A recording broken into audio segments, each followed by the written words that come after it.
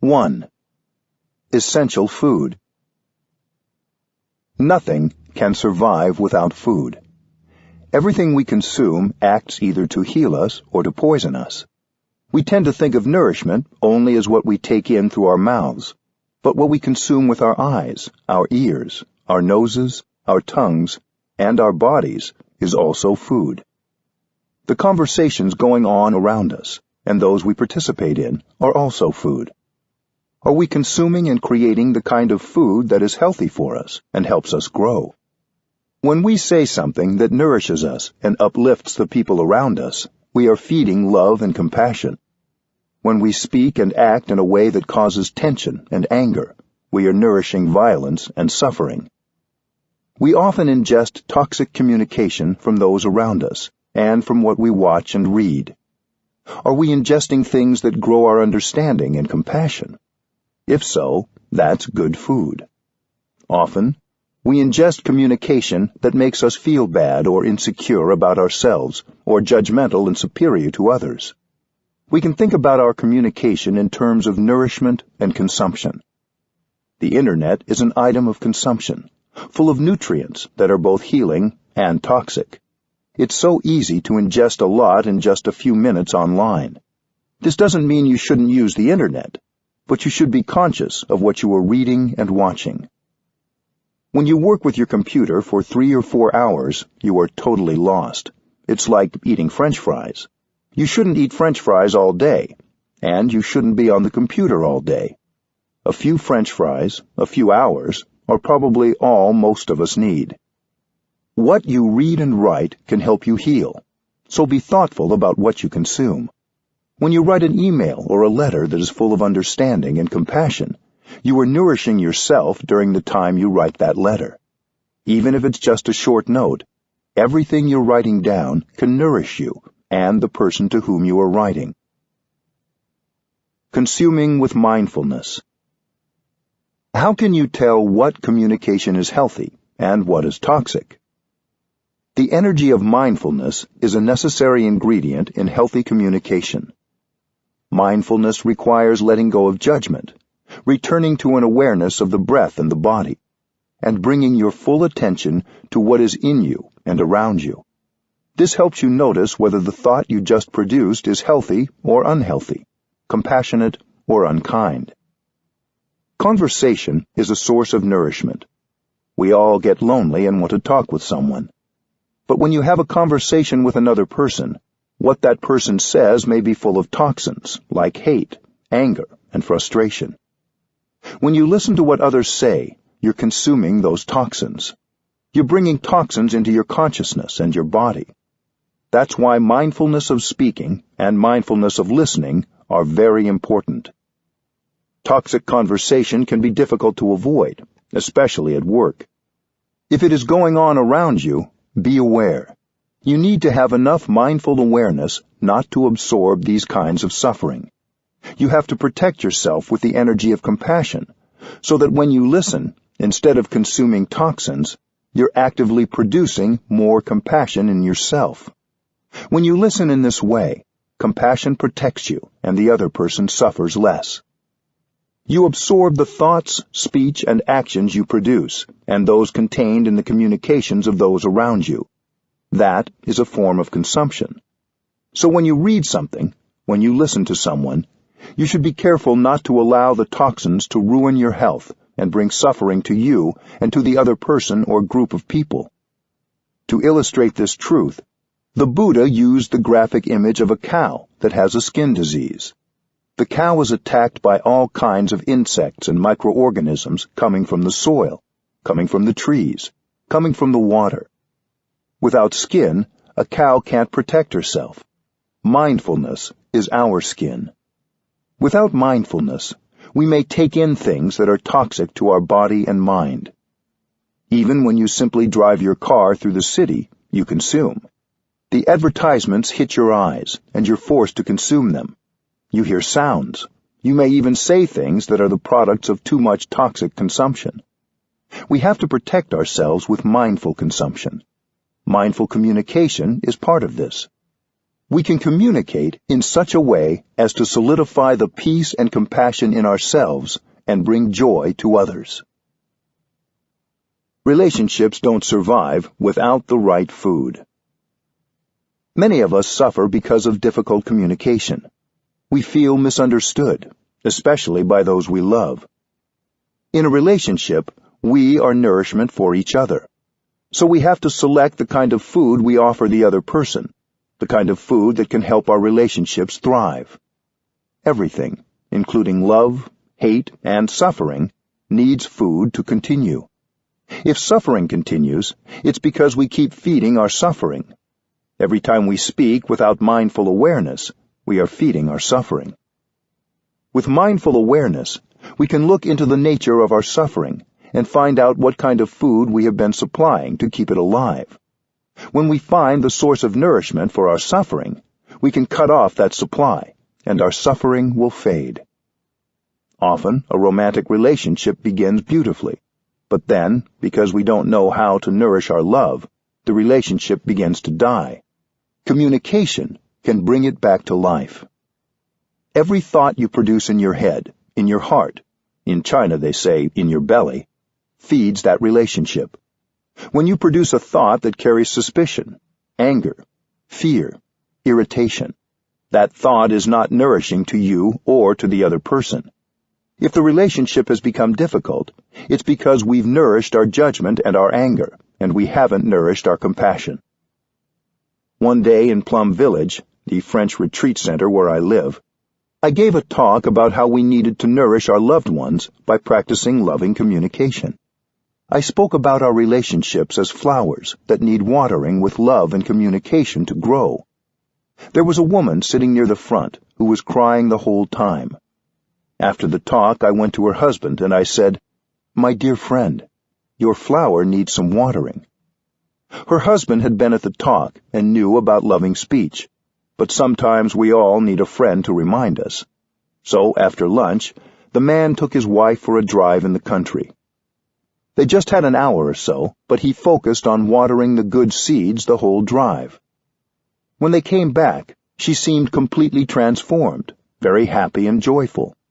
Their children were very surprised, because in the morning, when their parents had left, they'd been sad and irritable. So, in just an hour, you can transform another person and yourself, just with the practice of watering the good seeds. This is applied mindfulness in action. It's not theoretical. Nourishing and healing communication is the food of our relationships. Sometimes one cruel utterance can make the other person suffer for many years, and we will suffer for many years too. In a state of anger or fear, we may say something that can be poisonous and destructive. If we swallow poison, it can stay within us for a long time, slowly killing our relationship. We may not even know what we said or did that started to poison the relationship. But we have the antidote: mindful compassion and loving communication. Love, respect, and friendship all need food to survive. With mindfulness, we can produce thoughts, speech, and actions that will feed our relationships and help them grow and thrive. 2. Communicating with yourself. Loneliness is the suffering of our time. Even if we're surrounded by others, we can feel very alone. We are lonely together. There's a vacuum inside us. It makes us feel uncomfortable, so we try to fill it up by connecting with other people. We believe that if we're able to connect, the feeling of loneliness will disappear. Technology supplies us with many devices to help us stay connected. But even when we're connected, we continue to feel lonely. We check our email, send text messages, and post updates several times a day. We want to share and receive. We might spend our whole day connecting, but not reduce the loneliness we feel. We all hunger for love, but we don't know how to generate love in order to feed ourselves with it. When we're empty, we use technology to try to dissipate the feeling of loneliness, but it doesn't work. We have the internet, email, video conferencing, texting and posting, apps, letters, and cell phones. We have everything. and yet it's not at all certain that we have improved our communication. Many of us have cell phones. We want to be in touch with other people, but we shouldn't put too much faith in our phones. I don't have one, but I don't feel out of touch with the world. In fact, without a mobile device, I have more time for myself and for others. You believe that having your phone helps you to communicate, but if the content of your speech is not authentic, talking or texting on a device doesn't mean you're communicating with another person. We believe too much in the technologies of communication. Behind all these instruments we have the mind, the most fundamental instrument for communication. If our minds are blocked, there is no device that will make up for our inability to communicate with ourselves or others. Connecting internally. Many of us spend a lot of time in meetings or emailing with others, and not a lot of time communicating with ourselves. The result is that we don't know what is going on within us. It may be a mess inside. How, then, can we communicate with another person? We think that with all our technological devices we can connect, but this is an illusion. In daily life, we're disconnected from ourselves. We walk, but we don't know that we're walking. We're here, but we don't know that we're here. We're alive, but we don't know that we're alive. Throughout the day, we lose ourselves. To stop and communicate with yourself is a revolutionary act. You sit down and stop that state of being lost, of not being yourself. You begin by just stopping whatever you're doing, sitting down, and connecting with yourself. This is called mindful awareness. Mindfulness is full awareness of the present moment. You don't need an iPhone or a computer. You just need to sit down and breathe in and out. In just a few seconds, you can connect with yourself.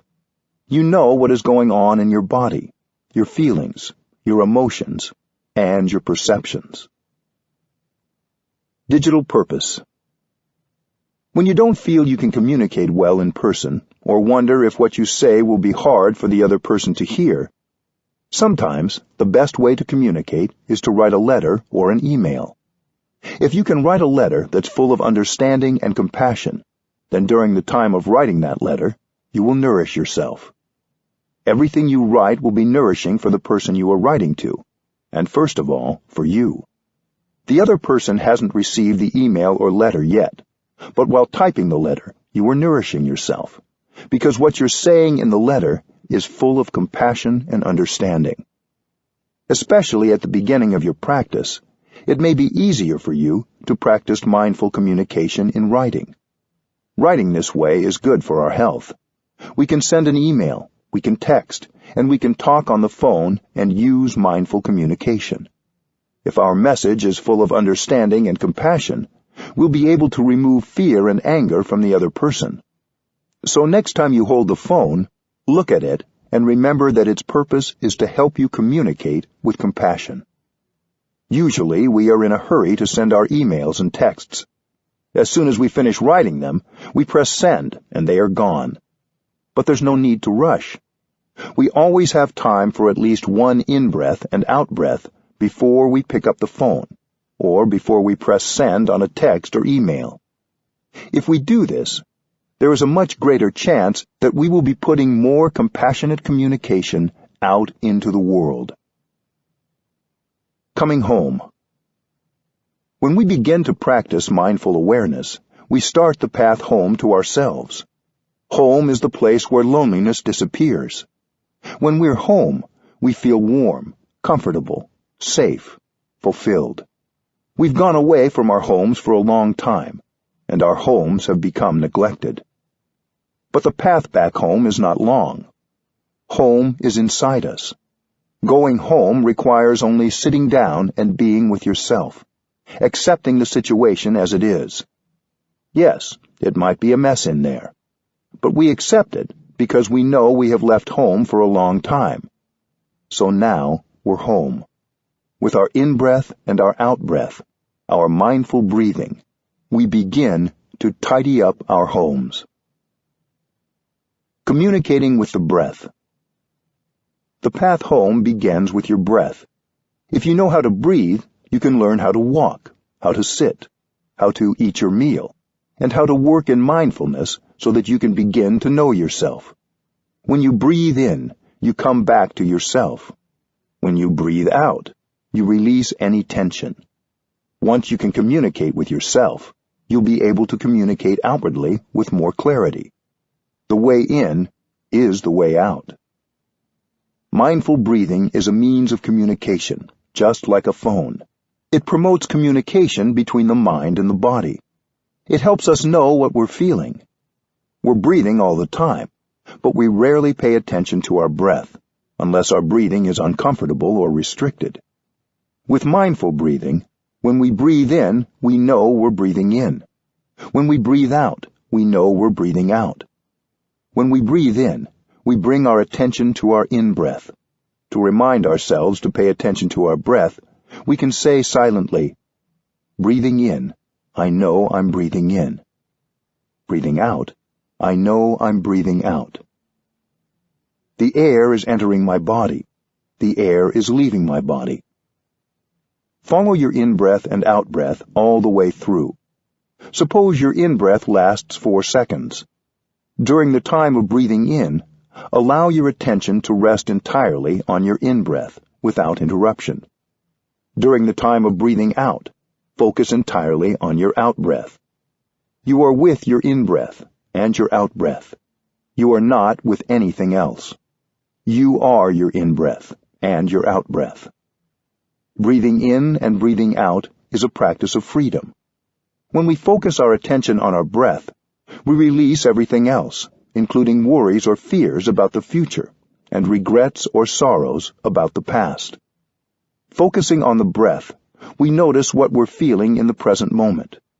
We can do this throughout the day, enjoying the 24 hours that have been given us to breathe in and out.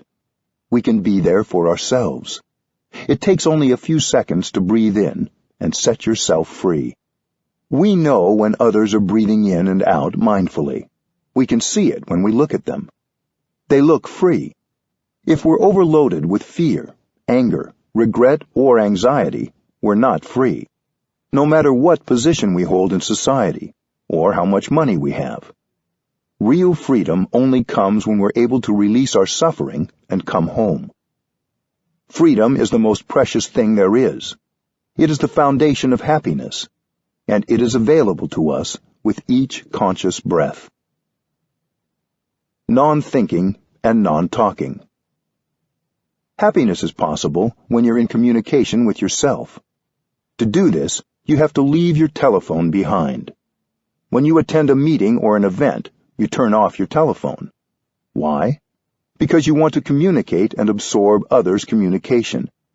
It is the same when communicating with yourself.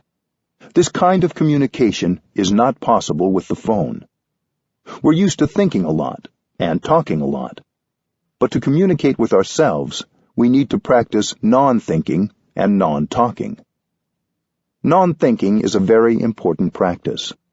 Of course, thinking and talking can be productive too, especially when our minds and feelings are clear. But a lot of our thinking is caught up in dwelling on the past, trying to control the future, generating misperceptions, and worrying about what others are thinking. A misperception can happen in a moment, in a flash. As soon as we have a perception, we're caught by it. So anything we say or do based on that perception can be dangerous. It's better not to say or do anything. That's why in the Zen tradition, they say the paths of talking and of thinking should be cut off. The path of speech is cut off because if you continue to talk, you continue to be caught in your words. Mindful breathing is a practice of non-thinking and non-talking. Without thinking and talking, there is no obstacle to get in the way of our enjoyment of the present moment. It's enjoyable to breathe in, to breathe out. It's enjoyable to sit, to walk, to eat breakfast, to take a shower, to clean the bathroom, to work in the vegetable garden. When we stop talking and thinking, and we listen mindfully to ourselves, one thing we will notice is our greater capacity and opportunities for joy. The other thing that happens when we stop thinking and talking and we begin listening to ourselves, is that we notice the suffering present in our lives. There may be tension and pain in our bodies. We may have old pains and fears, or new pains and fears, which we have hidden under our talking and texting and thinking. Mindfulness lets us listen to the pain, the sorrow, and the fear inside. When we see that some suffering or some pain is coming up, we don't try to run away from it. In fact, we have to go back and take care of it. We're not afraid of being overwhelmed, because we know how to breathe and how to walk so as to generate enough energy of mindfulness to recognize and take care of the suffering. If you have enough mindfulness generated by the practice of mindful breathing and walking, you're no longer afraid to be with yourself. If I am free of needing a mobile phone, it's because I carry mindfulness with me, like a guardian angel on my shoulder. The angel is always with me when I practice. It helps me be unafraid of whatever suffering or pain arises. It's much more important to keep your mindfulness with you than to keep your mobile phone. You think that you're safe when carrying your phone, but the truth is that mindfulness will do much more than a phone to protect you, to help you suffer less, and to improve your communication. Come back. The quiet of non-thinking and non-talking gives us the space to truly listen to ourselves. We don't have to try to get away from our suffering. We don't have to cover up what is unpleasant in us. In fact, we try to be there for ourselves, to understand, so that we can transform. Please do come back home and listen. If you don't communicate well with yourself, you cannot communicate well with another person. Come back again and again, and communicate lovingly with yourself. That is the practice. You have to go back to yourself and listen to the happiness you may have in this moment. Listen to the suffering in your body and in your mind, and learn how to embrace it and bring relief.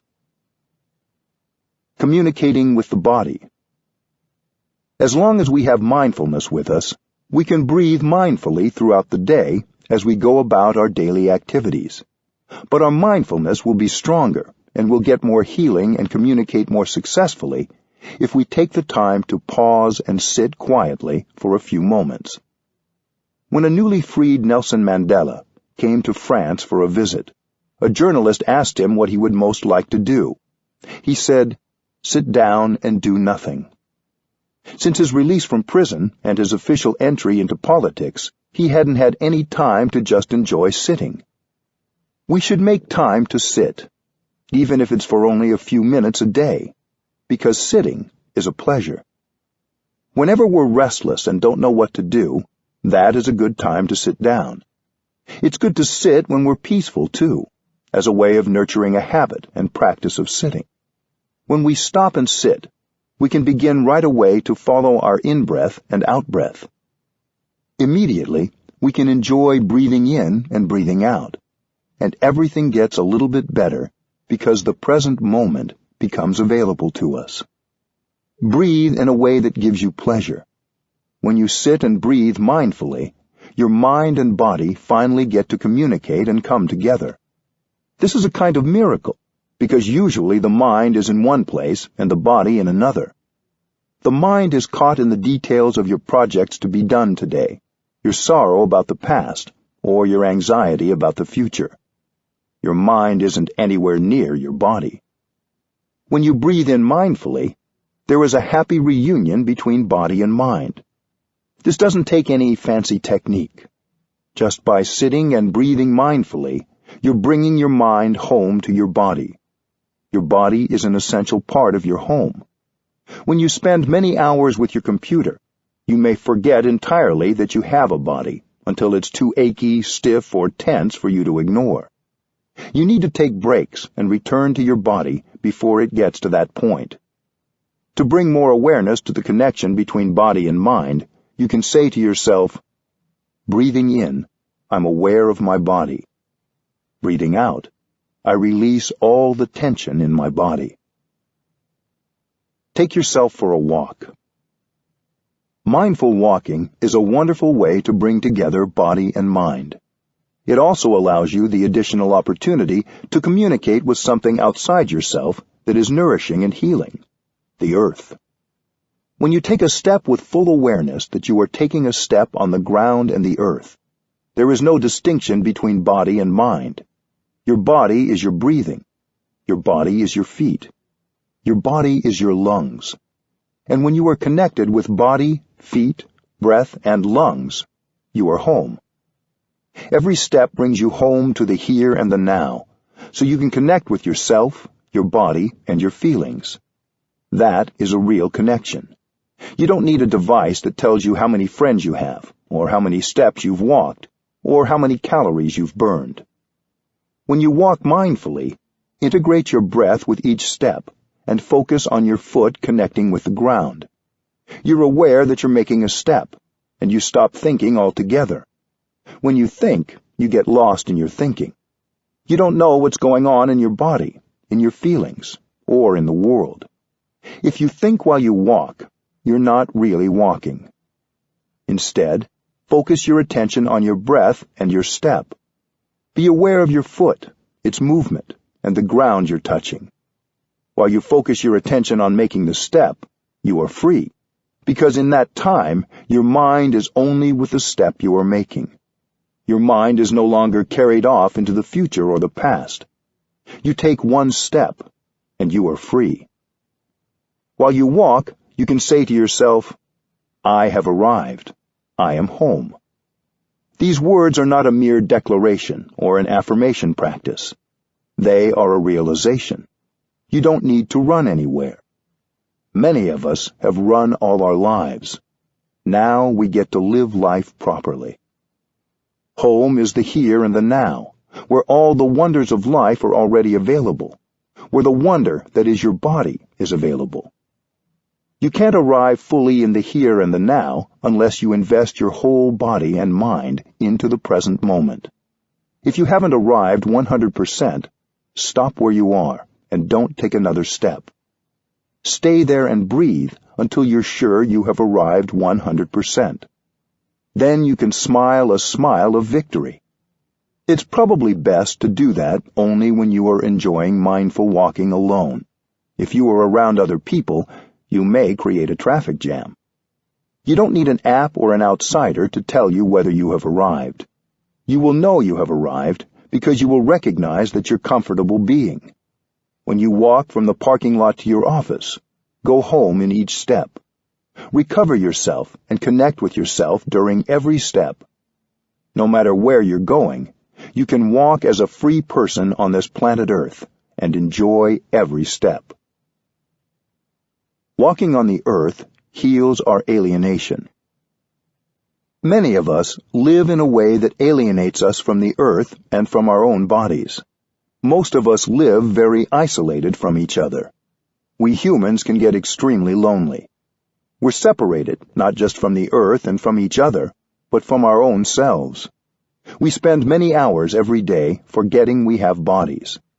But if we begin to practice breathing mindfully and listening to the body, we can also begin to look deeply and see that the earth is all around us. We touch the earth, and we are no longer alienated from our own bodies or from the body of the earth. We commonly think of the earth as our environment, but looking more deeply, we see that the earth is a wonderful living reality.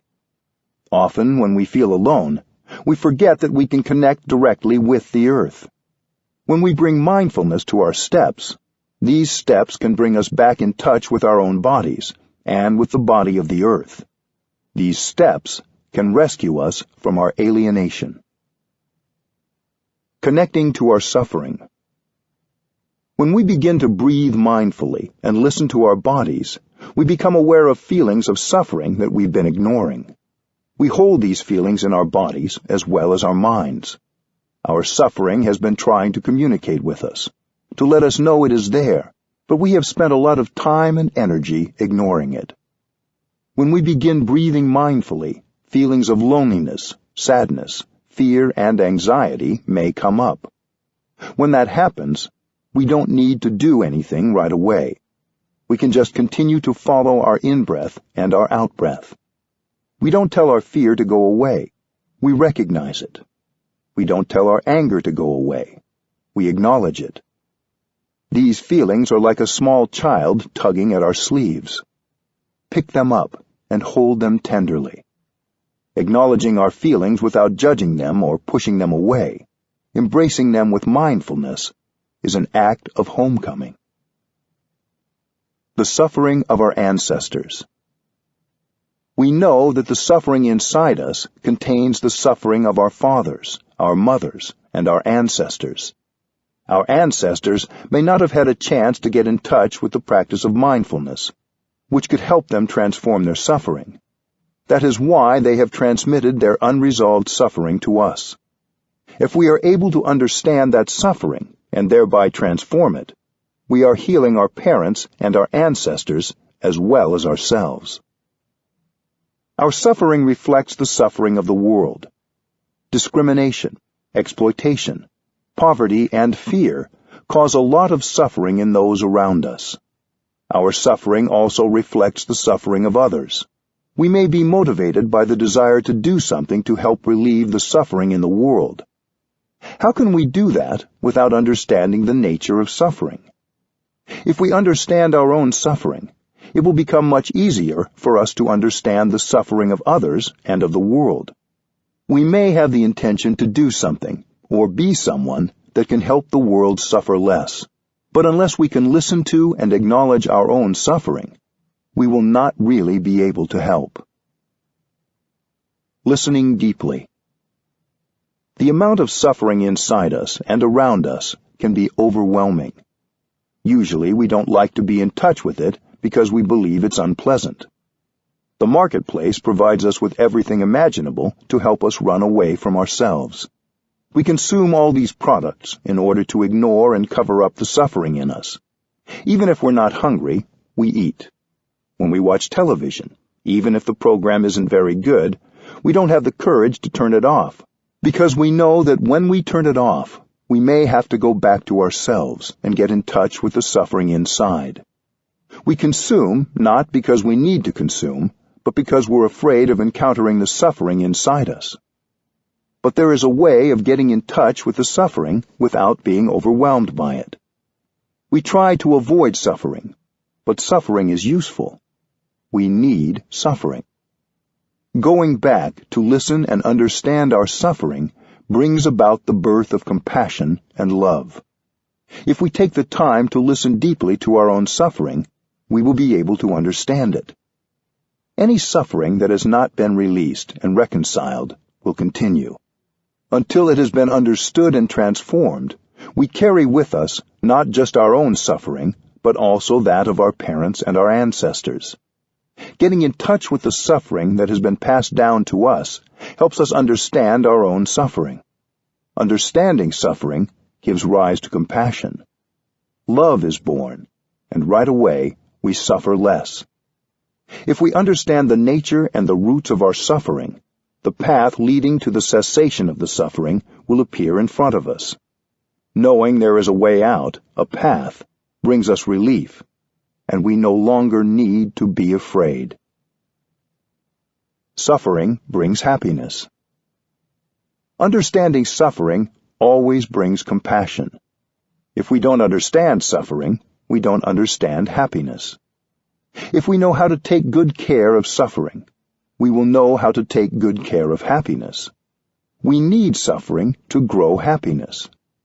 The fact is that suffering and happiness always go together. When we understand suffering, we will understand happiness. If we know how to handle suffering, we will know how to handle happiness and produce happiness. If a lotus is to grow, it needs to be rooted in the mud. Compassion is born from understanding suffering. We all should learn to embrace our own suffering, to listen to it deeply, and to have a deep look into its nature. In doing so, we allow the energy of love and compassion to be born. When the energy of compassion is born, right away we suffer less. When we suffer less, when we have compassion for ourselves, we can more easily understand the suffering of another person and of the world. Then our communication with others will be based on the desire to understand rather than the desire to prove ourselves right or make ourselves feel better. We will have only the intention to help. Understanding our own suffering helps us understand others. I know a woman from Washington, D.C., who at one time planned to commit suicide because she couldn't see any way out of the suffering she was feeling. She had no hope. She had a very difficult relationship with her husband and also with their 3 children. She had a friend who wanted her to listen to one of my talks on deep listening and loving speech. She refused because she was Catholic and she thought that listening to a Buddhist teaching meant she wasn't being true to her faith. On the night she planned to kill herself, she telephoned her friend to say goodbye. Her friend said, "Before you kill yourself, come say goodbye to me. Take a taxi." She came, and when she got there, her friend asked her, as a favor, to listen to the tape before she killed herself. Reluctantly, she said, "All right, before dying, I'll satisfy your wish." After listening to the tape, she was curious and decided to go to a mindfulness retreat. At the retreat, she began to really listen to her own suffering. Before that, she had thought the only way to end her suffering was to kill herself. It was too painful to listen. But she learned how to stay with her breath so she could be with her suffering. She found that she had created a lot of wrong perceptions and had nurtured a lot of anger. She had thought that her husband and her family had created all her suffering. But now she saw that she was co-responsible for her suffering. She had thought that her husband didn't suffer, that he just made her suffer. But now her understanding was quite different, and she was able to see the suffering in her husband. This was quite an achievement. When you see the suffering inside yourself, you can see the suffering in the other person, and you can see your part, your responsibility, in creating the suffering in yourself and in the other person. The night when she came back from the retreat, she came and sat close to her husband. This was something very new, coming and sitting near him. She sat for a long time, and then she began to talk. She said, "I know you have suffered so much during the past many years. I couldn't help you. I made the situation worse. It wasn't my intention to make you suffer. It was just because I didn't understand you. I didn't see the suffering inside you. Tell me about your difficulties. Please, help me understand." She was able to use this kind of loving speech. Her husband began to cry like a baby, because for so many years she hadn't talked to him in a loving way. Their relationship had been very beautiful in the beginning, but it had become filled with resentment and arguments and lacked any real communication. That night began their journey to reconciliation. 2 weeks later, the couple came with their children to tell me this story.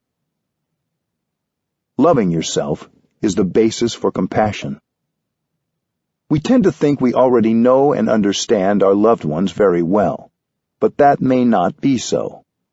If we haven't understood our own sufferings and our own perceptions, how can we understand the suffering of another person? We shouldn't be too sure that we understand everything about the other person. We have to ask, do I understand myself enough? Do I understand my suffering and its roots? Once you have some understanding and insight into your own suffering, you begin to be better at understanding and communicating with someone else. If you can't accept yourself, if you hate yourself and get angry with yourself, how can you love another person and communicate love to him or her? Self-understanding is crucial for understanding another person. Self-love is crucial for loving others. When you've understood your suffering, you suffer less, and you are capable of understanding another person's suffering much more easily. When you can recognize the suffering in the other person and see how that suffering came about, compassion arises. You no longer have the desire to punish or blame the other person. You can listen deeply, and when you speak, there is compassion and understanding in your speech. The person with whom you're speaking will feel much more comfortable, because there is understanding and love in your voice. Coming home to ourselves to understand our suffering and its roots is the first step. Once we understand our suffering and how it came about, we're in a position to communicate with others in such a way that they also suffer less. Our relationships depend on the capacity of each of us to understand our own difficulties and aspirations and those of others. When you can truly come home to yourself and listen to yourself, you can profit from every moment given you to live. You can enjoy every moment. With good internal communication facilitated by mindful breathing, you can begin to understand yourself, understand your suffering, and understand your happiness.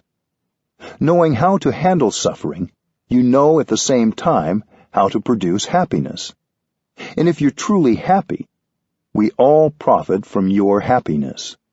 We need happy people in this world. 3. The keys to communicating with others. As you connect with yourself, you begin connecting more deeply with other people. Without the first step, the second step isn't possible. Don't neglect to reserve some time alone each day for communicating with yourself. All of us still have misperceptions and suffering. When we communicate with others, we should be aware that the suffering we have yet to heal and our perceptions are also there. If we can be aware of our in-breath and our out-breath, we will remember that the one goal of compassionate communication is to help others suffer less. If we remember this, we've already succeeded. We're already contributing to more joy and less suffering. Saying hello. It's helpful to remember at the beginning of every communication with another person that there is a Buddha inside each of us. The Buddha is just a name for the most understanding and compassionate person it's possible to be. You may call it something else if you wish, like wisdom or God. We can breathe, smile, and walk in such a way that this person in us has a chance to manifest. Where I live in Plum Village, every time you meet someone on your way somewhere, you join your palms and bow to him or to her with respect, because you know that there is a Buddha inside that person. Even if that person isn't looking or acting like a Buddha, the capacity for love and compassion is in him or her. If you know how to bow with respect and freshness, you can help the Buddha in him or her to come out. To join your palms and bow like this isn't mere ritual. It's a practice of awakening. While you bring your hands up and put your palms together, breathe in and out mindfully. Your two hands form a flower, a lotus bud. If you do this with genuine intention, you will likely be able to see the possibilities in the other person. As you breathe, you may want to say silently, "A lotus for you, a Buddha to be." When you join your palms, there should be concentration in you, so you're not just going through the motions. The lotus flower of your hands is an offering to the person in front of you. When you bow, you recognize the beauty in the other person. In many Asian countries, when we meet each other, we don't shake hands like in the West. We just join our palms and bow. About 160 years ago, the French came to Vietnam, and they taught us how to shake hands. In the beginning, we thought it was funny to shake hands like that, but we learned quite quickly. Now everyone knows how to shake hands, but we still like to join our palms and bow, especially in the temple. It may not be appropriate in your life or workplace for you to join your palms to everyone you see, but you can still look them in the eye. As you smile or say hello or shake hands, in your mind you can still be offering them a lotus flower, a reminder of the Buddha nature in both of you. The 2 keys to compassionate communication. We communicate to be understood and to understand others. If we're talking and no one is listening, maybe not even our own selves, we're not communicating effectively. There are 2 keys to effective and true communication. The first is deep listening. The second is loving speech. Deep listening and loving speech are the best instruments I know for establishing and restoring communication with others and relieving suffering. We all want to be understood. When we interact with another person, particularly if we haven't practiced mindfulness of our own suffering and listened well to our own selves, we're anxious for others to understand us right away. We want to begin by expressing ourselves. But talking first like that doesn't usually work. Deep listening needs to come first. Practicing mindfulness of suffering, recognizing and embracing the suffering in oneself and in the other person, will give rise to the understanding necessary for good communication. When we listen to someone with the intention of helping that person suffer less, this is deep listening. When we listen with compassion, we don't get caught in judgment. A judgment may form, but we don't hold on to it. Deep listening has the power to help us create a moment of joy, a moment of happiness, and to help us handle a painful emotion. Now is the time to listen only. Deep listening is a wonderful practice. If you can listen for 30 minutes with compassion, you can help the other person suffer much less. If you don't practice mindfulness of compassion, you can't listen long. Mindfulness of compassion means you listen with only one intention, to help the other person suffer less. Your intention may be sincere, but if you haven't first practiced listening to yourself, and you don't practice mindfulness of compassion, you may rather quickly lose your ability to listen. The other person may say things that are full of wrong perceptions, bitterness, accusation, and blaming. If we don't practice mindfulness, their words will set off irritation, judgment, and anger in us, and we will lose our capacity to listen compassionately. When irritation or anger arises, we lose our capacity to listen. That's why we have to practice, so that during the whole time of listening, compassion can remain in our hearts. If we can keep our compassion alive, the seeds of anger and judgment in our hearts will not be watered and spring up. We have to train ourselves first, so we're able to listen to the other person. It is okay if you're not ready to listen at a certain moment. If the quality of your listening is not good enough, it's better to pause and continue another day. Don't push yourself too hard. Practice mindful breathing and mindful walking until you're ready to really listen to the other person. You can say, "I want to listen to you when I'm at my best. Would it be all right if we continued tomorrow?" Then, when we are ready to listen deeply, we can listen without interrupting. If we try to interrupt or correct the other person, we will transform the session into a debate, and it will ruin everything.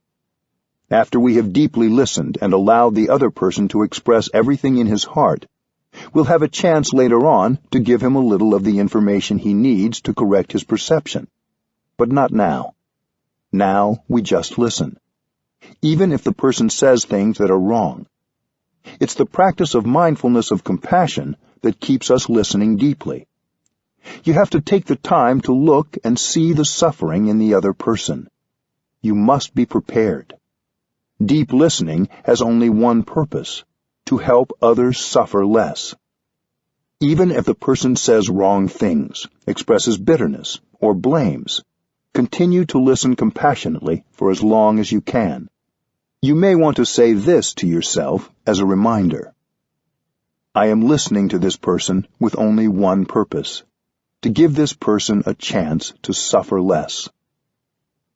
Keep the one purpose of deep listening alive in your heart and in your mind. As long as you are inhabited by the energy of compassion, you are safe. Even if what the other person says contains a lot of wrong perceptions, bitterness, anger, blame, and accusation, you are really safe. Remember that the other person's speech may be based on prejudices and misunderstandings. You will have a chance later to offer some information so that he or she can correct his or her perception. But not now. Now is the time only to listen. If you can keep your mindfulness of compassion alive for even 30 minutes, you are inhabited by the energy of compassion, and you are safe. As long as compassion is present, you can listen with equanimity. You know that the other person is suffering. When we don't know how to handle the suffering inside us, we continue to suffer, and we make people around us suffer. When other people don't know how to handle their suffering, they become its victim. If you imbibe their judgment, fear, and anger, you become its second victim. But if you can listen deeply, understanding that what they are saying is coming from suffering, then you are protected by your compassion. You only want to help them suffer less. You don't blame or judge them anymore. Love is born from understanding. Listening deeply and compassionately, you begin to understand the other person more fully, and love is nourished. The foundation of love is understanding, and that means, first of all, understanding suffering. Each of us is hungry for understanding. If you really want to love someone and make him or her happy, you have to understand that person's suffering. With understanding, your love will deepen and become true love. Listening to suffering is an essential ingredient for generating understanding and love. I define happiness as the capacity to understand and to love, because without understanding and love, no happiness could be possible. We don't have enough understanding and love, which is why we suffer so much. This is what we are thirsting for. Compassion and love are born from understanding. How can you love unless you understand? How can the father love his son if he doesn't understand the suffering and difficulties of his son? How can someone make his beloved happy without knowing anything about that person's suffering and difficulties? Do I understand you enough? If you want to make someone happy, you should ask yourself the question, do I understand him enough? Do I understand her enough? Many people are reluctant to talk because they fear that what they say will be misunderstood. There are people who suffer so much, they're not capable of telling us about the suffering inside. And we have the impression that nothing is wrong, until it's too late. Waiting has serious consequences. People may isolate themselves. They may suddenly end a friendship or relationship, or they may even commit suicide. Something had been bothering that person for a long time, but he or she pretended that everything was okay. Maybe fear or pride gets in the way. Listening and looking with mindfulness and concentration, we may discover that there's a block of suffering in that person. We see that she has suffered so much and doesn't know how to handle the suffering inside, so she continues to suffer and make other people suffer too. Once you have seen that, suddenly your anger is no longer there. Compassion arises. You have the insight that she is suffering and needs help, not punishment. If you need to, you can ask for help. You can say, "Dear one, I want to understand you more. I want to understand your difficulties and your suffering. I want to listen to you because I want to love you." When we take the time to look more deeply, we may see for the first time the big block of suffering in that person. Someone might pretend not to suffer, but that's not true. When you're able to listen compassionately, other people have a chance to tell you about their difficulties. In any relationship, you may want to check whether you have understood the other person.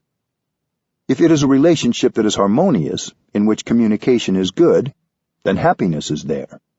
If communication and harmony exist, it means mutual understanding is there. Don't wait until the other person has left or is full of anger to ask the important question. Do you think I understand you enough? The other person will tell you if you haven't understood enough. He will know if you're able to listen with compassion. You may say, "Please tell me, please help me, because I know very well that if I don't understand you, I will make a lot of mistakes." That is the language of love. The question, "Do you think I understand you enough?"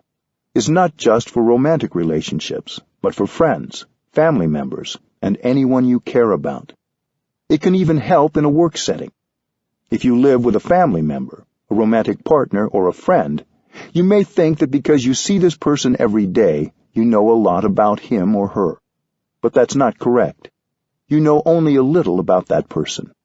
You may have lived with someone for 5, 10, or 20 years. But you may not have looked deeply into that person to understand him or her. You may have done the same with yourself. You have lived with yourself your whole life. We think that we already understand who we are. But unless we have listened deeply to ourselves with compassion and curiosity, and without judgment, we may not know ourselves very well at all. If you wait until family members pass away, it will be too late to ask them to share more about themselves.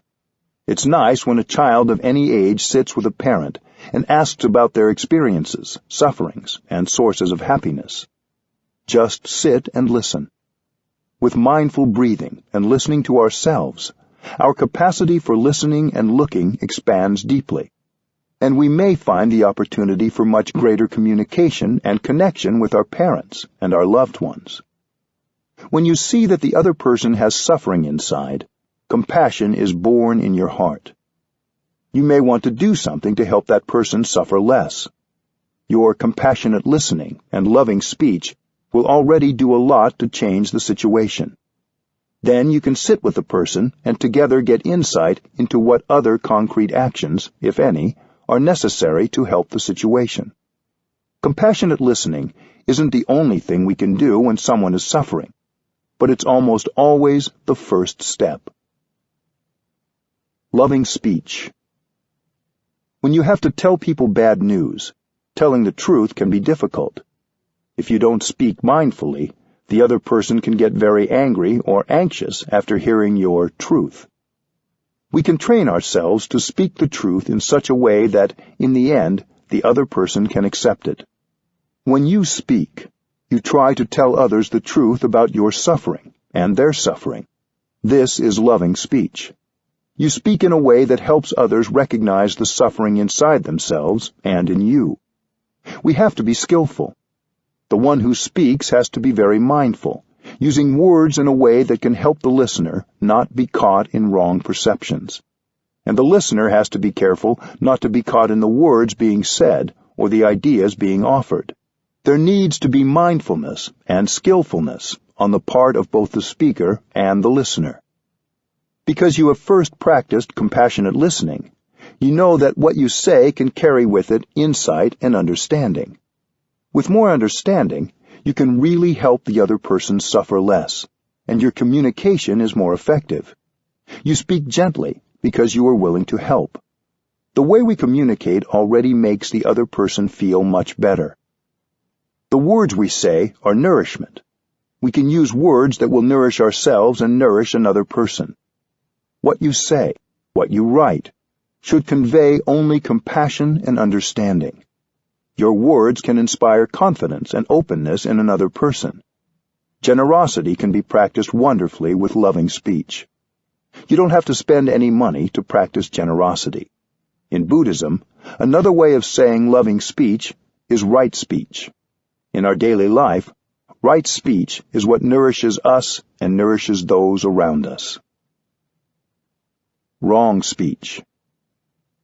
We call loving speech right speech because we know that suffering is brought about by wrong speech. Our speech can cause a lot of suffering with unkind, untruthful, or violent words. Wrong speech is the kind of speech that lacks openness and does not have understanding, compassion, and reconciliation at its base. When we write a note or a letter, when we speak on the telephone, what we write or say should be right speech that conveys our insight, our understanding, and our compassion. When we practice right speech, we feel wonderful in our bodies and our minds. And the one who listens to us also feels wonderful. It's possible for us to use right speech, the speech of compassion, tolerance, and forgiveness, several times a day. It doesn't cost anything, and it's very healing. The 4 elements of right speech. Loving, truthful speech can bring a lot of joy and peace to people. But producing loving speech takes practice because we aren't used to it. When we hear so much speech that causes craving, insecurity, and anger, we get accustomed to speaking that way. Truthful, loving speech is something we need to train ourselves in. In Buddhism, there's a practice called the 10 Bodhisattva trainings. 4 of these 10 relate to right speech. A bodhisattva is an enlightened being who has dedicated his or her life to alleviating the suffering of all living beings. Enlightenment is always enlightenment about something. If you begin to understand the nature and the root of your suffering, that is a kind of enlightenment, and it helps you suffer less right away. There are those of us who are very critical of ourselves. That's because we haven't understood our own suffering.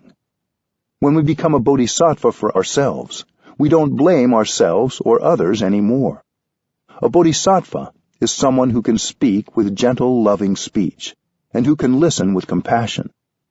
Anyone can become a bodhisattva by training diligently. You don't have to practice for 10 years to become a bodhisattva. Spend at least some time each day, even if it's only 5 or 10 minutes, sitting, practicing mindful breathing, and listening to yourself. Here are the 4 bodhisattva guidelines of the 10 bodhisattva trainings for right speech. 1. Tell the truth. Don't lie or turn the truth upside down. 2. Don't exaggerate. 3. Be consistent. This means no double talk, speaking about something in one way to one person and in an opposite way to another for selfish or manipulative reasons. 4. Use peaceful language. Don't use insulting or violent words, cruel speech, verbal abuse, or condemnation. Tell the truth. The first element of right speech is to tell the truth. We don't lie. We try not to say untruthful things. If we think the truth is too shocking, we find a skillful and loving way to tell the truth. But we have to respect the truth. There are those who verbally abuse people and make them suffer, and then say, "I'm only telling the truth." But they tell the truth in a violent and attacking way. Sometimes it can even cause the other person to feel great suffering. When you tell the truth, sometimes the result isn't what you wanted. You need to look deep into the mind of the other person to see how you can tell the truth in such a way that others don't feel threatened, so they can listen. You try to tell the truth in a loving and protective way. It's important to remember that what you think is the truth could be your own incomplete or erroneous perception. You think it's the truth, but your perception may be partial. It may be blocked by something. Lying is dangerous, because one day the other person may find out the truth. That could be a catastrophe.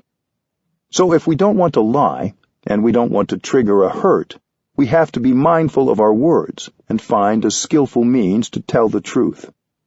There are many ways to tell the truth. It's an art. The truth is a solid base for a long-lasting relationship.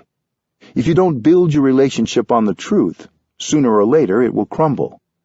We have to find the best way to tell the truth so that the other person can receive it easily.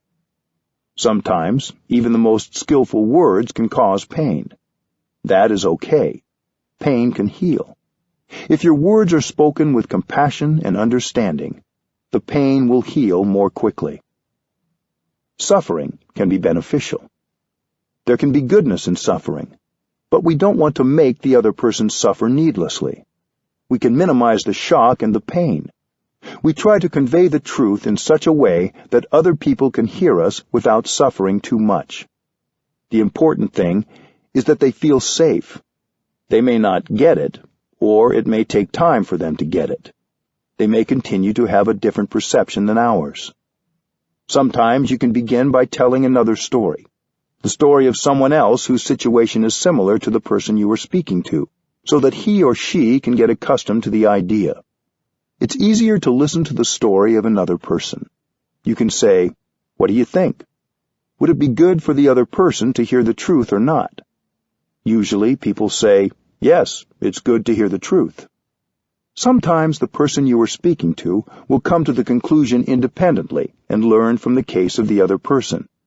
It takes a lot of practice to tell the truth in a way that the other person can hear. Don't exaggerate.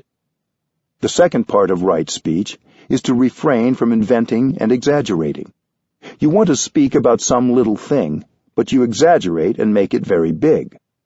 For example, someone has made a mistake, but you exaggerate as though it's something many times worse. Sometimes when we're speaking to ourselves, we make something seem very tragic to justify and even feed anger. There may be some truth in what you want to say, but you exaggerate what the other person has done, so you paint a wrong image of the other. This may seem harmless, but it takes you away from the truth and takes away the trust in a relationship. Be consistent. The third kind of incorrect speech is what we call in Vietnamese forked tongue or double tongue. It means you say something to one person, but when speaking about the same matter to another person, you say something different as a way of gaining some advantage. You speak about the same situation, but in conflicting ways. This causes division and can make a person or group think badly about the other person or group when there's no basis for it. This can cause a lot of suffering on both sides, and might even cause them to become enemies. Right speech requires being true to your word, and not changing the content for your own advantage or to portray yourself in a better light. Use peaceful language. The fourth aspect of right speech is to refrain from speech that's violent, condemning, abusive, humiliating, accusing, or judgmental. The 4 criteria. In the time of the Buddha, people were caught by mental constructions and interpreted the teachings in ways that were not intended by the teacher. The Buddha and his students came up with 4 criteria that should be contained in any teaching. These 4 criteria are helpful today in evaluating whether we and others are using right speech and speaking the truth effectively. The 4 criteria are: 1. We have to speak the language of the world. 2. We may speak differently to different people in a way that reflects how they think and their ability to receive the teaching. 3. We give the right teaching according to person, time, and place, just as a doctor prescribes the right medicine. 4. We teach in a way that reflects the absolute truth. The first criterion: speak the language of the world. The first criterion is to understand the worldly way of seeing things, the worldly view. Sometimes we have to use the kind of language that people speak and the way they view things. If you don't use the language of the world, most people won't understand what you mean, and you can communicate only with people who already think like you. This doesn't mean you have to learn Vietnamese and Arabic, but rather that you have to speak in terms that people can understand, based on their daily experience of life. For example, we are used to saying that the sky is above and the earth is below. When we sit here, we say that what's above us is up and what's below us is down. But for those who are sitting on the other side of the planet, our down is their up, and our up is their down. What is up and down for this corner of the planet is not up and down for another part of the planet. So, up and down is a truth, but it's a relative truth. We can use it as part of our common language to communicate with each other, without needing to have an extended discussion of up and down each time we talk. The second criterion: speak according to the understanding of the person listening. The second criterion says that we may have to speak to each person differently. This doesn't contradict the element of right speech that says not to speak with a forked tongue, doublespeak. We need to keep the truthful content the same, while being aware of the perspective and understanding of the person we're speaking to, so others have an opportunity to really hear what's being said. With one person, you speak one way. With another person, you have to speak a different way. You have to look deeply at the person to see how he or she perceives, and speak in a way that takes that into account, so others can understand what you say. If someone's understanding is profound, you speak in a way that takes that into consideration. One day, someone asked the Buddha, "When that person passes away, which heaven do you think he will go to?" The Buddha answered that he might be born into this or that heavenly realm. Later, another person asked the Buddha, "When that person dies, where will he go?" The Buddha answered, "He will not go anywhere." Someone standing nearby asked the Buddha why he had given the two people two different answers. The Buddha replied that it depends on the person who asks. He said, "I have to speak according to the mind of the person who listens, and the ability of that person to receive what I share." There's a story of someone who gave a woman a pot of milk in the morning. At the end of the day, he came to get it back. During the day, the milk had turned into butter and cheese. The man said, "But I gave you milk, and you gave me back butter and cheese. So, is milk the same or different from the butter? It's not the same, but it's not different either." To those with more profound understanding, you have to give a deeper answer, reflecting that nothing is permanent and everything is constantly changing. So the teaching you give and the way you speak depends on the degree of wisdom of the receiver and that person's ability to understand what you say. You speak according to the background and the abilities of the person you're speaking to. The third criterion: prescribe the right medicine for the disease. The third criterion is to prescribe the right medicine for the disease. If you give someone the wrong medicine, that person could die. So to each you give a particular medicine. When you have attachment, craving, or despair, remember that you are your own teacher. You can listen to these strong emotions and communicate back the healing you need. Don't think that if you hear or read something that inspires you, you should then repeat it word for word. Think of how to make these truths you heard resonate with your own.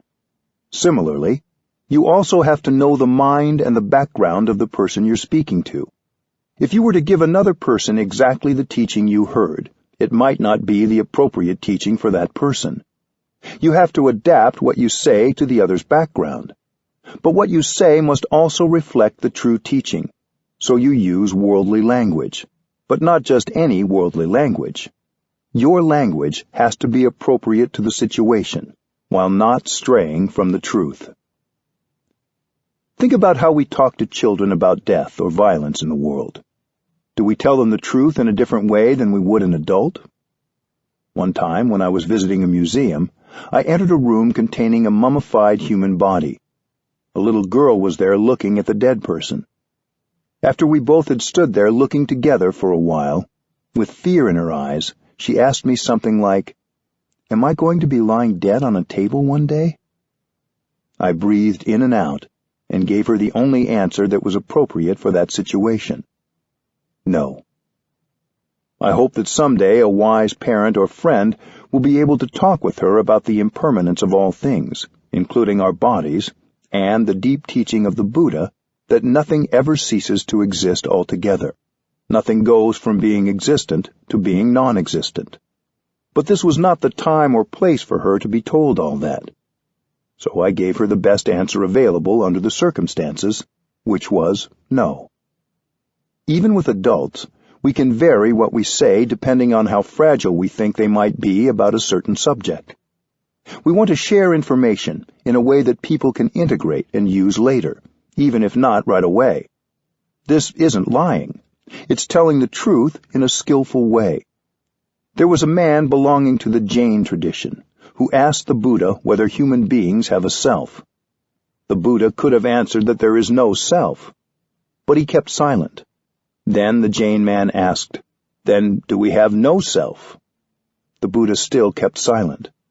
Later, Ananda asked the Buddha, "Why didn't you say there is no self?" The Buddha said, "I know that he is caught in his view. If I were to say that there is no self, he would be lost and he would suffer a lot. So, although no self is correct according to our teaching, it was better to keep silent."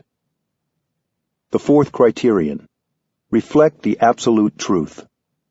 The fourth criterion is the absolute truth, the most profound view of things, and it may be found in sentences such as, "There is no separate self," or "There is no such thing as birth and death."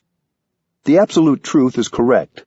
It is the closest thing to a description of the ultimate reality, but it can make people feel lost if they haven't had a spiritual teacher who could skillfully convey its depths to them in a way they could take in. So whenever we need to say something we know will be difficult for others to hear, we have to be humble and try to look more and more deeply to discover in what way we can talk about these things. There are some absolute truths, such as that of no birth and no death, that are very difficult to grasp in our everyday way of thinking and everyday lives. But then if we are shown something simple, such as a cloud, we can grasp very easily that the cloud isn't born and it doesn't die. It simply changes form. We may think of these absolute truths as abstract, but they are visible all around us in the natural world if we look deeply or have a teacher or companion with whom we can talk about what we see.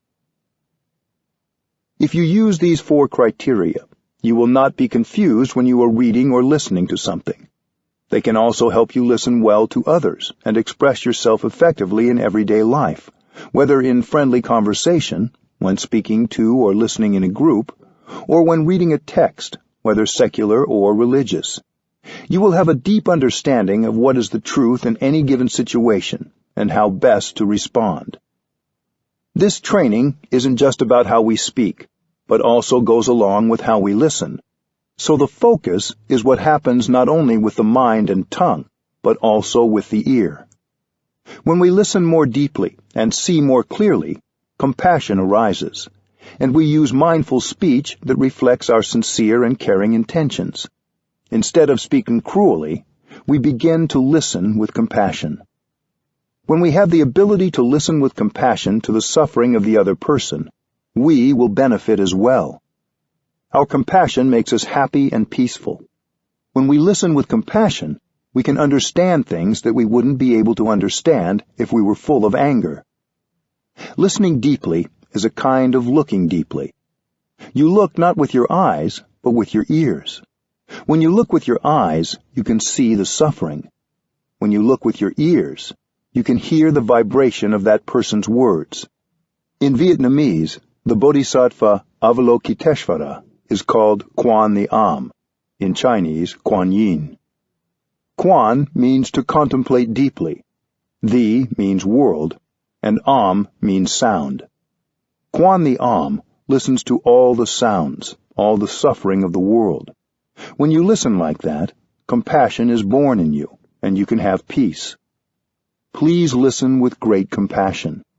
Even when you're sad because of bad news, your compassion will soothe your agitation and make you more peaceful. Help people understand. On my last trip to India, I was invited to be the guest editor for one day at the Times of India, the largest daily paper in India.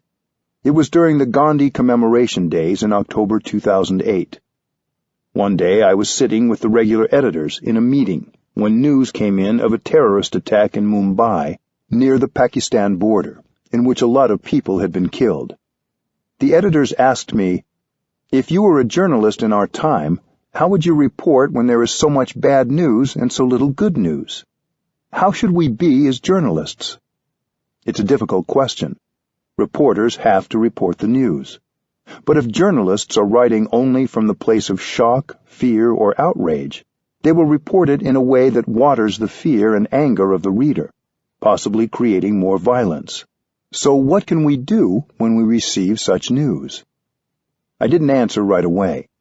I went back to my in-breath and out-breath, and I kept silent for a time, and they kept silent too.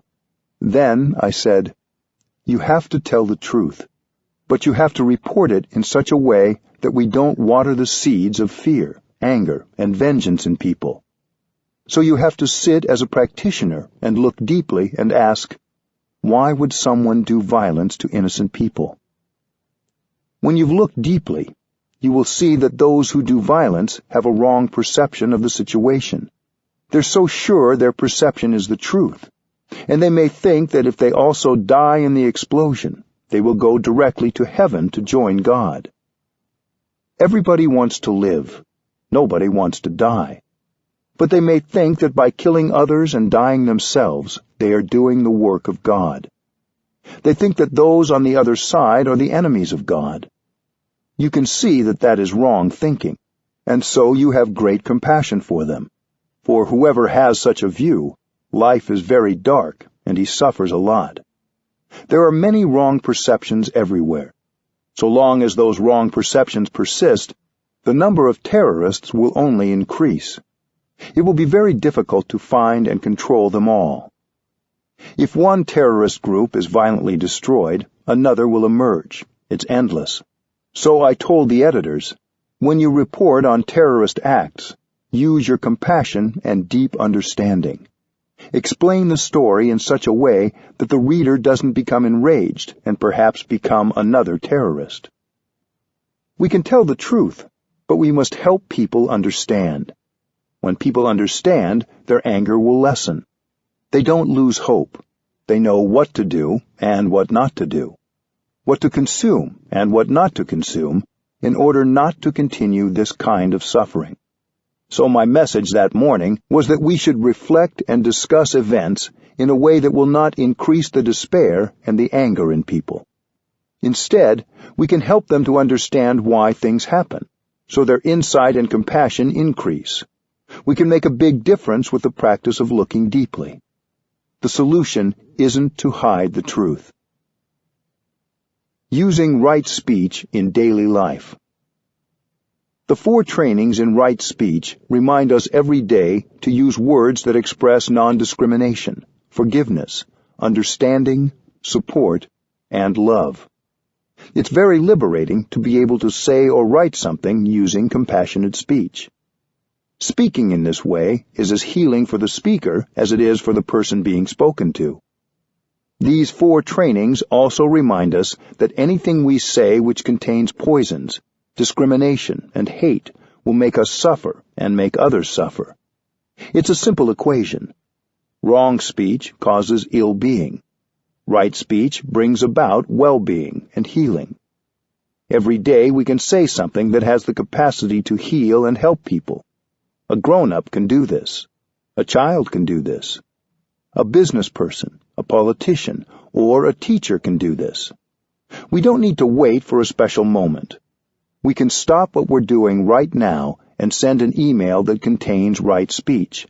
And we can relieve the suffering inside us and the suffering in others right away. 4. The 6 mantras of loving speech. When we have the impression that we're all alone and nobody supports us, we can remember that it's only a perception. It's not accurate. Think of a tree standing outside right now. The tree is supporting us with beauty, freshness, and oxygen for us to breathe.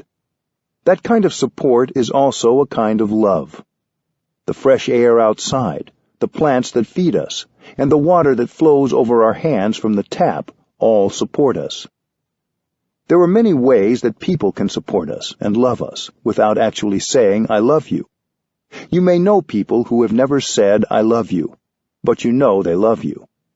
When I was ordained as a novice monk, I had a teacher who I knew loved me deeply, but he never said, "I love you." That is the traditional way. If one pronounced the words, "I love you," it seemed that some of the sacredness was lost. Sometimes we feel very grateful, but we want to express our gratefulness in ways other than simply saying thank you. Look for the many ways people communicate their love without saying it. Maybe, like the tree, they are supporting you in other ways. It's also true that the people you love may not know you love them. Sometimes we want to tell someone how much we care, but we don't know the words to say it so that person will understand how we feel. The 6 mantras are 6 sentences that embody loving speech and let people know that you see them, you understand them, and you care for them. In Buddhism, we call these sentences mantras. They're a kind of magic formula. When you pronounce them, you can bring about a miracle, because happiness becomes available right away. As with each practice, you begin with mindful breathing to bring about your true presence. Then you come to the other person in mindfulness, committed to the practice of compassionate communication. You may want to breathe in and out 3 times before you say the mantra. We need those 3 breaths in and out. This will make you calm, and your calm will be communicated to the other person. Then, when you go to another person, you know you will be fresh, you will have peace, and you can offer those things to the other person. If you want the mantra to work, you have to breathe in mindfully first and become fresh before you pronounce it. You look into the other person's eyes and you say these short sentences. A mantra may contain as few as 4 words, but in these words you are able to be fully there for the person you love. The first mantra. The first mantra is, I am here for you. This is the best gift you can give a loved one. Nothing is more precious than your presence. No matter how expensive the things you buy for someone else, they're not as precious as your true presence. That wonderful presence is fresh, solid, free, and calm, and you offer it to your loved ones to increase their happiness and your own happiness. I am here for you. To love someone means to be there for him or for her. To be there is an art and a practice. Are you truly there for the person you love, 100%? Using the skills of mindful breathing and mindful walking, you can bring together your body and mind to restore yourself and produce your true presence in the here and the now. To be there like that, for yourself and for the other person, is an act of love. We can also use this mantra with ourselves. When I say to myself, I am here for you, it also means that I am there for myself. My mind goes home to my body, and I become aware that I have a body. That is a practice of love directed to yourself. If you are capable of being with yourself, you are capable of being with the person you love. The practice can be very pleasant.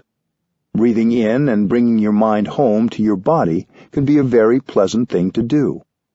You enjoy your in-breath, you enjoy your body, and you enjoy your mind. Then the mantra will have an effect on those around you, too. You don't need to wait for the practice to be reciprocated. The other person doesn't need to say anything in return. When you produce the mantra, both of you benefit. The mantra helps you and the other person come home to yourselves and to the moment you are sharing. So the effect is double. We say that love is based on understanding. But how can you understand someone if you aren't present? Your mind has to be in the here and the now before you can love. So the first definition of love is to be there. How can you love if you are not there? To love, you have to be there. The tree outside your window is there, supporting you. You can be there for yourself and for your loved ones, just like the tree. Mindfulness practice is the foundation of your love. You cannot love properly and deeply without mindfulness. Although you're saying, I am here for you, the other person doesn't have to be there for you to practice the first mantra. If the other person is at home or at work, you can use the phone. As you hold the phone in your hand, breathe in and out a few times to make yourself present and calm. When you hear the phone ringing, you can continue your mindful breathing. When the other person picks up the phone, you can ask if he or she has a moment. If so, you can say, I am here for you. If you have practiced mindful breathing, the way you say the mantra will convey your calm and your presence. The second mantra. Don't use the second mantra until you have practiced the first and produced your presence. Then, when you are truly there in the here and the now, you are in a position to recognize the presence of the other person. The second mantra is, I know you are there, and I am very happy. You are letting your loved one know that his or her presence is important to your happiness. The second mantra acknowledges that you really see the other person. This is crucial. because when a person ignores you, you don't feel that you are loved. You may feel that the people you love are too busy to see you. Your loved one may be driving the car and thinking of everything except you who are sitting in the next seat. You don't have that person's attention. To love means to be aware of the presence of your beloved one and to recognize that presence as something very precious to you. You use the energy of mindfulness to recognize and embrace the presence of your beloved one. Embraced by your mindfulness, the other person will bloom like a flower. I know you were there, and I am very happy. The second mantra is to reaffirm the presence of the other person as someone very important to you. The second mantra, like the first, only works if you breathe in and out before saying it. Imagine the other person is not there. He or she has moved away or passed on. You might feel a big hole. Right now, that person is alive and near you, so you're very lucky. That's why you have to practice the second mantra, to remind yourself of the gift of that person's presence. When someone says he loves you, but he ignores your presence and doesn't pay attention to you being there, you don't have the feeling that you are loved. So when you love someone, you have to recognize his or her presence as something precious to you. The second mantra can be practiced every day, several times a day. I know you are there, and it makes me very happy. This mantra, like the first, can be shared any time, before work, at the dinner table, or over the phone or by email if you want to share it with someone you don't get a chance to see. These mantras feel a bit awkward at first, while you're getting used to them. But once you see the results, they will get easier. You can make yourself and the other person happy right away. It's quicker than instant coffee. But remember one thing. A mantra can be practiced successfully only if you know how to make yourself present and say it in mindfulness. The third mantra. While the first two mantras can be said several times a day, no matter what the situation, the third mantra is used when you notice that the other person is suffering. The third mantra can help the other person suffer less right away. The third mantra is, I know you suffer, and that is why I am here for you. Thanks to your mindfulness, you know that something is not going well with your friend or loved one. When your loved one is suffering, your impulse may be to want to do something to fix it. But you don't need to do much. You just need to be there for him or her. That is true love. True love is made of mindfulness. Because of your mindfulness, you know when something is not going well with a loved one. When you notice that, you want to do something to help him or her suffer less. You don't have to do anything other than to be there. When you say the mantra, right away your loved one will suffer less. When you suffer and your loved ones ignore your suffering, you suffer much more. But if the other person is aware of your suffering and offers his presence to you during those difficult moments, you suffer less right away. It doesn't take much time to bring relief. So please use this mantra in your relationship to help the other person suffer less. The fourth mantra. The fourth mantra is a little more difficult, especially for those of us with a lot of pride. You use the fourth mantra when you suffer and you believe that the other person has caused your suffering. This happens from time to time. If it was someone you didn't care as much about who had said or done that to you, you would have suffered less. But when someone you love says something that feels critical or dismissive, you suffer deeply. If we suffer and we don't look deeply into our suffering and find compassion for ourselves and the other person, we may want to punish the person who hurt us because he or she has dared to make us suffer. When we suffer, we think it's the other person's fault for not appreciating us enough or loving us enough. Many of us have a natural tendency to want to punish the other person. One way we think of punishing the other person is to show that we can survive without him or her. Many of us have made this mistake. I myself have also made that mistake. But we learn. We want to show the other person that without him or her, we can survive very well. This is an indirect way of saying, I don't need you. But that's not true. In fact, when we suffer, we need others. When we suffer, we should tell others that we suffer and that we need their help. We usually do the opposite. We don't want to go and ask for help. That's why we need the fourth mantra. I suffer. Please help. It's so simple, and it's also a little bit difficult. But if you can bring yourself to pronounce the mantra, right away you suffer less. I guarantee it. So please write that sentence down on a piece of paper the size of a credit card and put it in your wallet. It's a magic formula. I suffer. Please help. If you don't practice this mantra, you may be sulking. If others notice that something is wrong, that maybe you suffer, they might try to comfort you and say, "Are you suffering?" When someone asks you this, you might have the tendency to respond, "Suffer? Why should I be suffering?" You know that's not the truth. You suffer deeply, yet you pretend you don't suffer. You're being untruthful as a way of punishing the other person. If he or she tries to come close and put a hand on your shoulder, you may want to snap, "Leave me alone. I can survive very well without you." Many of us commit that kind of mistake, but we can learn. Practicing the mantra, you do the opposite. You have to recognize that you suffer. The mantra can also be a little longer, if that feels more appropriate to the situation. I suffer. I want you to know it. I don't understand why you did or said what you did. So please explain. I need your help. That is true love. To say, "I don't suffer. I don't need your help," is not the language of true love. The next time you suffer, and you believe it's the other person's fault and that she is the cause of your suffering, remember to take out the paper and read it, and you will know exactly what to do. Practice the fourth mantra. According to our practice in Plum Village, you have the right to suffer 24 hours, but not more. There's a deadline. The deadline is 24 hours, and you have to practice the fourth mantra before the deadline. You have your phone. You have your computer. I'm sure that when you are able to bring yourself to write it down, you will suffer less right away.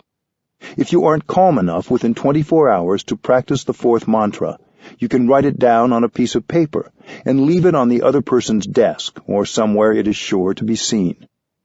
The mantra can be further broken down into 3 sentences. The first is, I suffer and I want you to know. That's sharing yourself with the person you care about. You share your happiness with each other. You also need to share your suffering. The second sentence is, I am doing my best. It means, I am practicing mindfulness, and when I get angry, I won't say anything that can cause damage to myself or to you. I am practicing mindful breathing, mindful walking, and looking deeply into my suffering to find the roots of my suffering. I believe that you have caused my suffering, but I know I shouldn't be too sure about that. I'm looking to see whether my suffering has come from a wrong perception on my part. Maybe you didn't mean to say it. Maybe you didn't want to do it. I'm now doing my best to practice looking deeply, to recognize my anger and embrace it tenderly. The second sentence is an invitation for the other person to do the same, to practice like you are. When the other person gets the message, he might say to himself, Oh, I didn't know that she was suffering. What have I done or said to make her suffer like that? It is an invitation for the other person to also practice looking deeply. If one of you finds out the cause, that person should communicate right away and apologize for being unskillful so that the other person doesn't continue to suffer. So the second sentence is an invitation for both sides to look deeply, to be aware of what is going on and investigate the real cause of the suffering. It's a recognition that the other person is human and is doing his or her best at the time, and that we are doing our best as well. The third sentence is, Please help.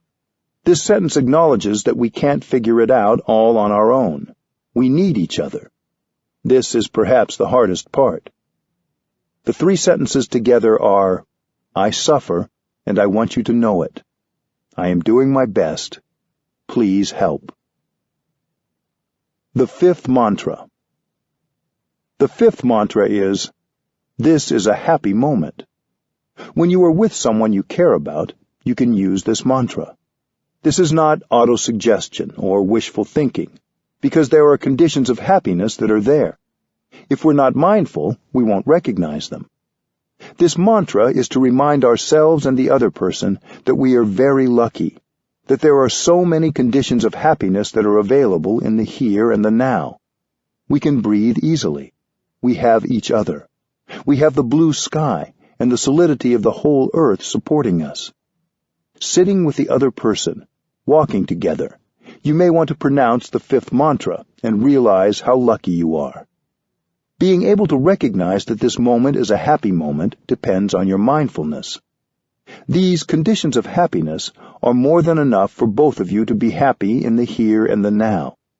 It is mindfulness that makes the present moment into a wonderful moment.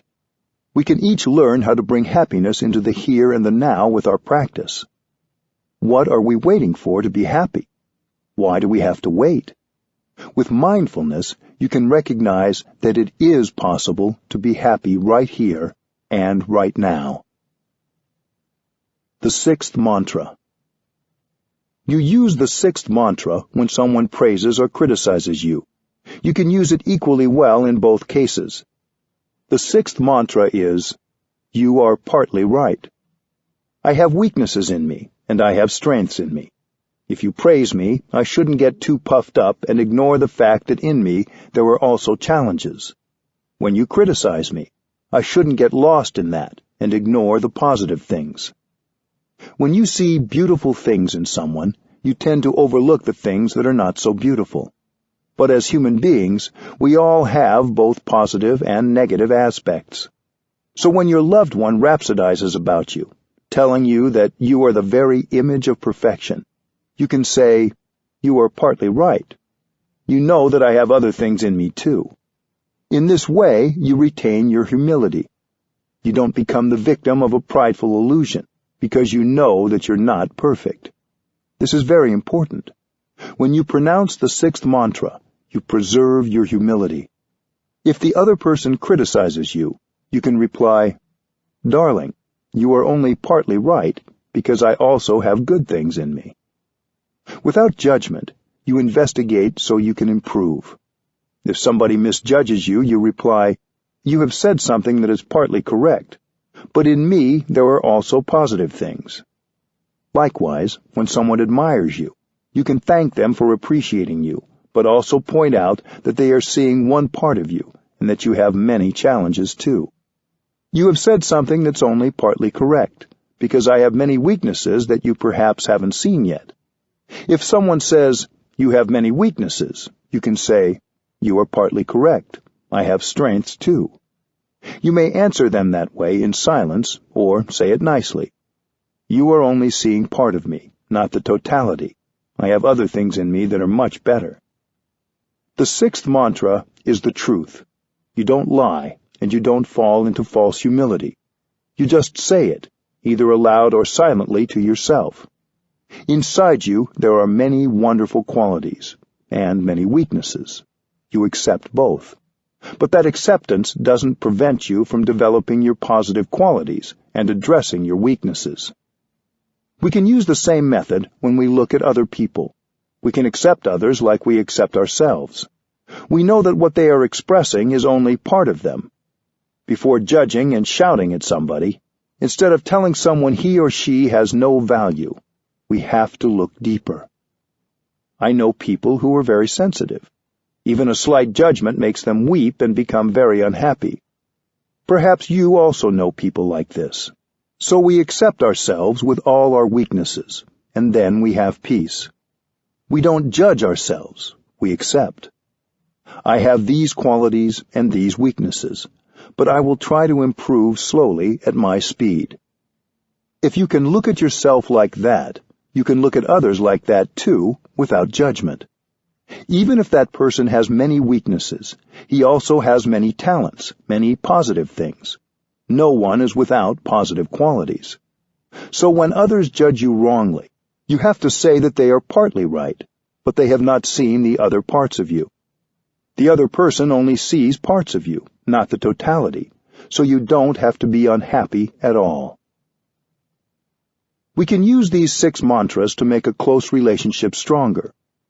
My friend Elizabeth recently shared several ways in which she has used the mantras. Her sister is 1 year older than she is. They were always together growing up, but over the years, and especially as they grew into young adults, Elizabeth had gotten in the habit of lecturing her sister a little and telling her what to do. As you can imagine, sometimes her sister had strong reactions. With the practice of mindfulness, Elizabeth said, she became more aware of what she was saying, and she realized the importance of changing that habit. When she visited her sister, she started practicing her version of the second mantra, saying, "I'm really happy that you're here."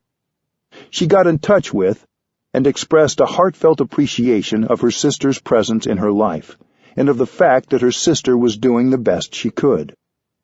Elizabeth also used the mantras in her marriage. In the beginning, whenever her husband said something that really hurt her, she immediately had the desire to punish. She tried instead slowly going to him and using her version of the 4th mantra, asking him, "You said this thing to me that I really don't understand. What was that about?" He would share, and most times she discovered that his remark was nothing about her, really. It was often something else entirely that was going on. The mantra opened up a door for her to see what was happening in his world. Sometimes Elizabeth would say something to her husband, and he'd have a strong reaction, and she'd react to his reaction. Eventually, she learned to instead practice the 3rd mantra, "I know you suffer, that's why I'm here for you," by asking, "Was it something I said? I really want to understand what happened. I'm sorry. I don't mean to say or do things that are hurtful. If you let me know, I can understand how the things I say affect you." She also told me about one particular time during her stay in Plum Village. She was in the courtyard garden, harvesting the petals of rose blossoms that were just beginning to droop to use for tea. A gardener came along and scolded Elizabeth for taking away flowers that were growing there for everyone to enjoy in the courtyard. Elizabeth said, "I'm not taking the fresh ones, only the fading ones." But the gardener was not appeased. Elizabeth went to ask the advice of one of our nuns, who she knew could help her understand. The sister shared with her that lately some other people had been picking flowers from the garden for their own use, and the gardener had a sensitivity about that. "Elizabeth," the sister said, "you just bumped into his sensitivity." After she heard that, Elizabeth was able to go to the gardener and practice the 3rd mantra. She said, "I understand the situation better now, and I won't touch the flowers in the courtyard if you prefer." The gardener was getting ready to go away on a trip to Germany, and Elizabeth also practiced the 1st mantra, "I'm here for you," by telling him that during his absence she would water the roses and trim the rose hips for him. Another friend recently shared that he was suffering a lot during a retreat. He chose to practice the 4th mantra, "I suffer, please help," by sharing with his roommates that he didn't need to talk about anything, just to be allowed space.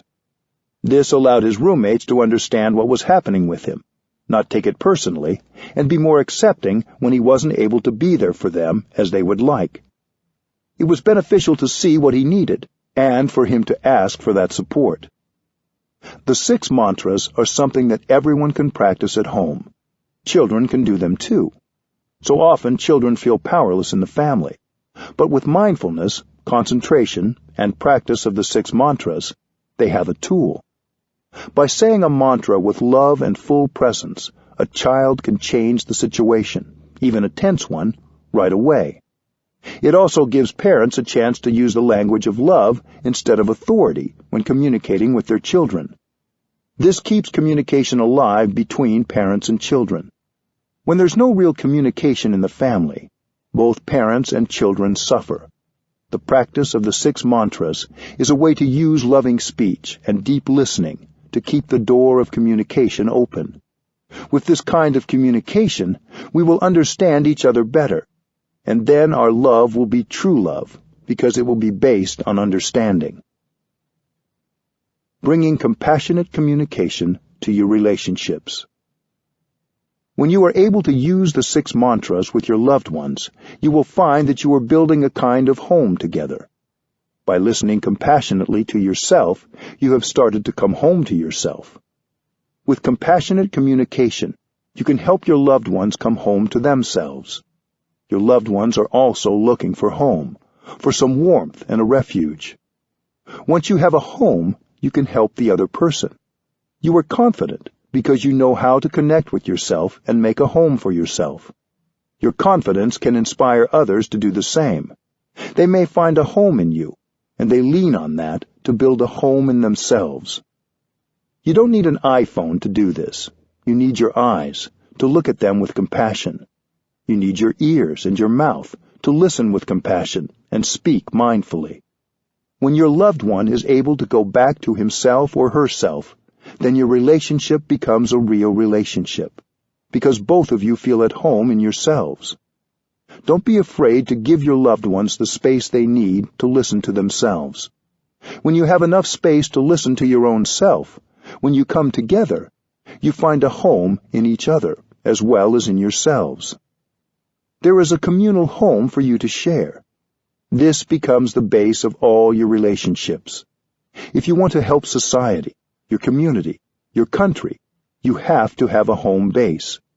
When you have a true home in yourself and in your home, you have happiness, safety, and fulfillment. Then you are in a position to go out and help create a more compassionate and loving community. 5. When difficulties arise. Many of us suffer because our communication with other people is difficult. At work, for example, we often feel we have tried everything and there is no way to reach our colleagues. This is often true in families as well. We feel our parents, our siblings, or our children are too stuck in their ways. We think no real communication is possible. Yet there are many ways to reconcile and to create openings for more compassionate communication. Communicating when you're angry. One reason we have trouble communicating with others is that we often try to communicate when we are angry. We suffer, and we don't want to be alone with all that suffering. We believe that we are angry because of something others did, and we want them to know it. Anger has urgency to it. We want to let others know right away what the problem with them is. But when we're angry, we aren't lucid. Acting while angry can lead to a lot of suffering and can escalate the situation. That doesn't mean we should suppress our anger. We shouldn't pretend that everything is fine when it isn't. It's possible to feel and engage with our anger in a healthy and compassionate manner. When anger is there, we should handle it with tenderness, because our anger is us. We shouldn't do violence to our anger. Doing violence to our anger is doing violence to ourselves. Mindful breathing helps us recognize our anger and treat it tenderly. Mindful energy embraces the energy of anger. Anger is a strong energy, and we may need to sit with it for a while.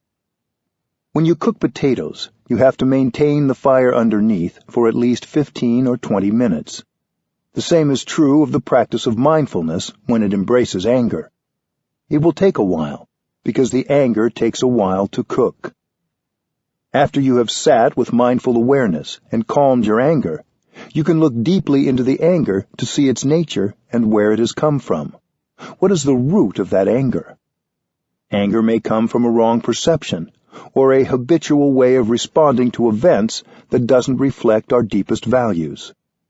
In popular psychotherapy, we're sometimes encouraged to express our anger physically, to get it out of our system. We're advised to allow our anger to manifest by shouting in a secluded place, or hitting an inanimate substitute, such as a pillow.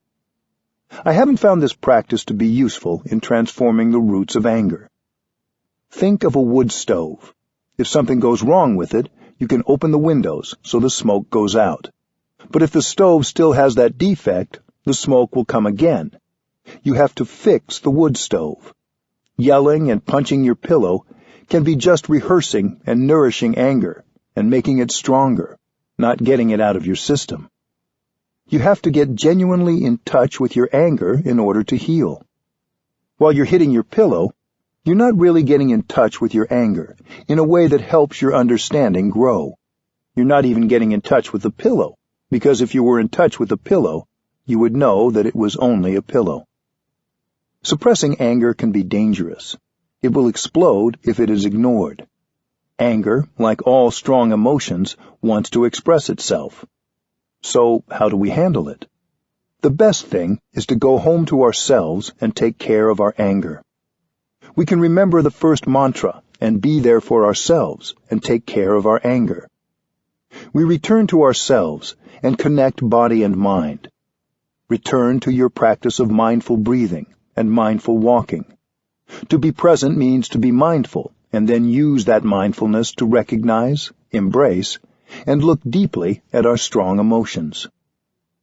Usually when anger manifests, we want to confront the person we think is the source of our anger.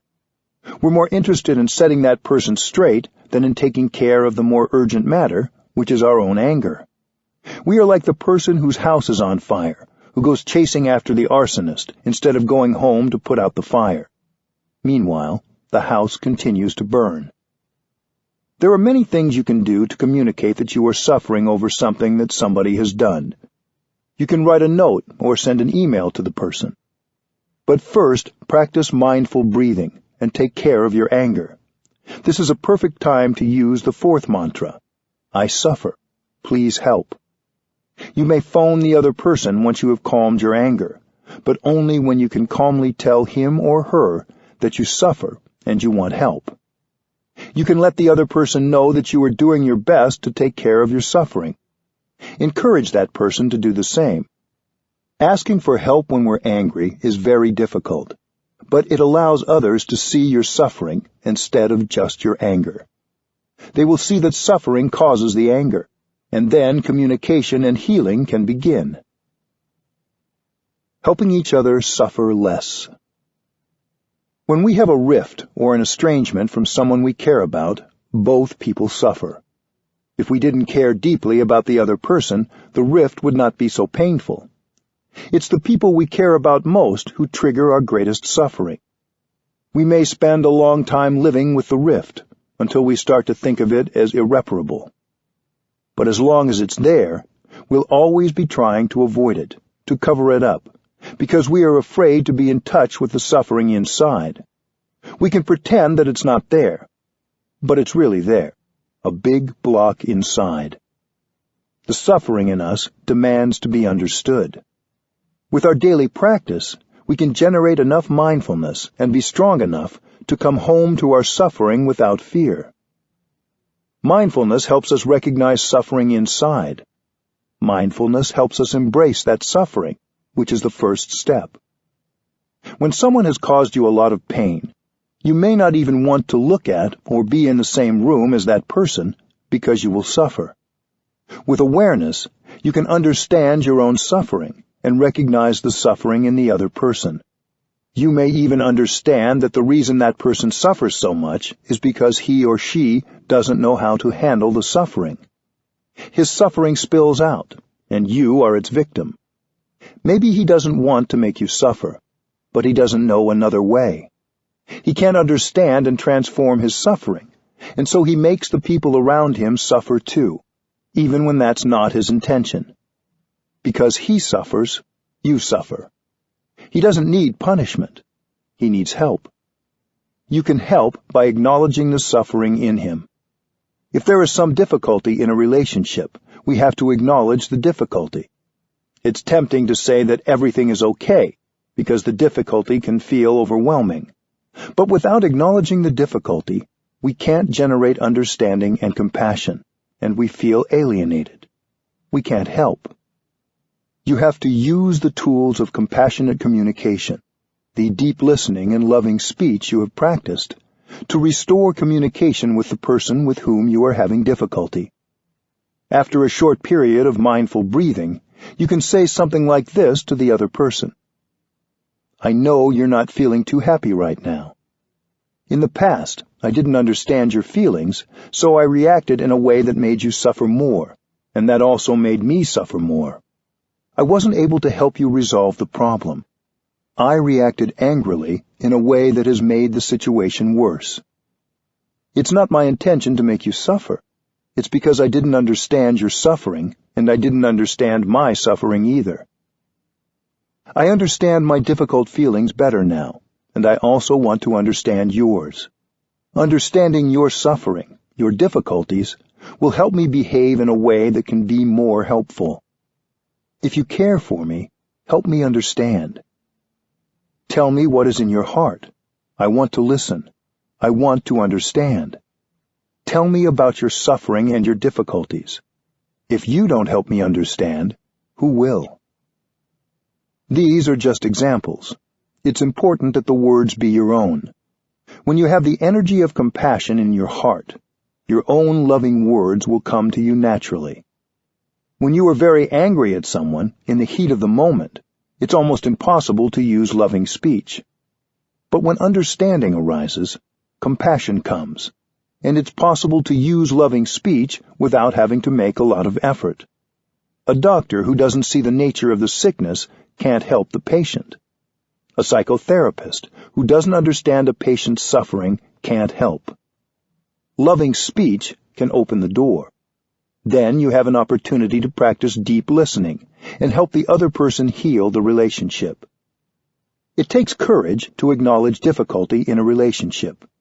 You may think you will just wait until the other person comes to you first, but that may not happen. You can't wait.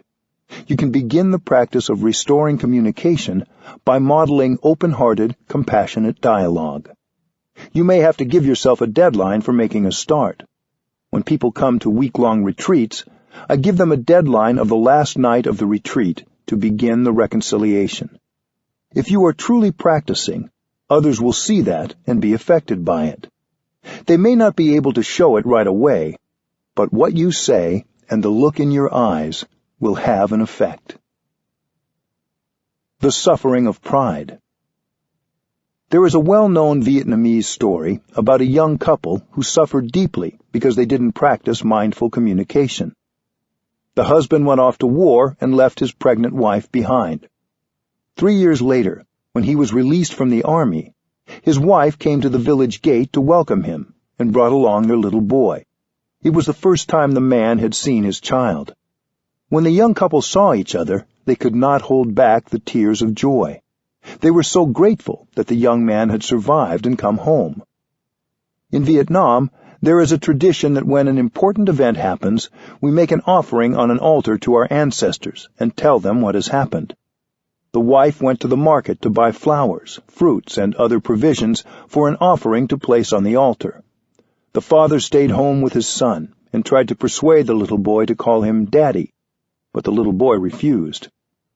He said, "Mister, you aren't my daddy. My daddy is someone else. He used to come and visit us every night. Whenever he came, my mother would talk to him for a long time and cry and cry. When my mother sat down, the man sat down. When my mother lay down, he also lay down. So, you are not my daddy." Hearing these words, the young father's heart turned to stone. He could no longer smile. He became silent. When his wife returned, the man didn't look at her or speak to her anymore. He was very cold. He acted as though he despised her. She didn't understand why, and she began to suffer deeply. After the ceremony to make an offering to the ancestors, it's traditional to take the offering from the altar, and then the family sits down and enjoys the meal with happiness. But after the young man performed the offering, he didn't do this. He left the house, went into the village, and spent his time in the liquor shop. He got drunk because he couldn't bear his suffering. When the husband came home, it was very late. He did the same thing every evening. He never talked to his wife, never looked at her, never ate at home. The young lady suffered so much she couldn't bear it, and on the 4th day she jumped into the river and drowned. The evening after the funeral, the young father and the boy came home. As the man lit the kerosene lamp, the little boy shouted, "Here is my father," and pointed to the shadow of his father on the wall.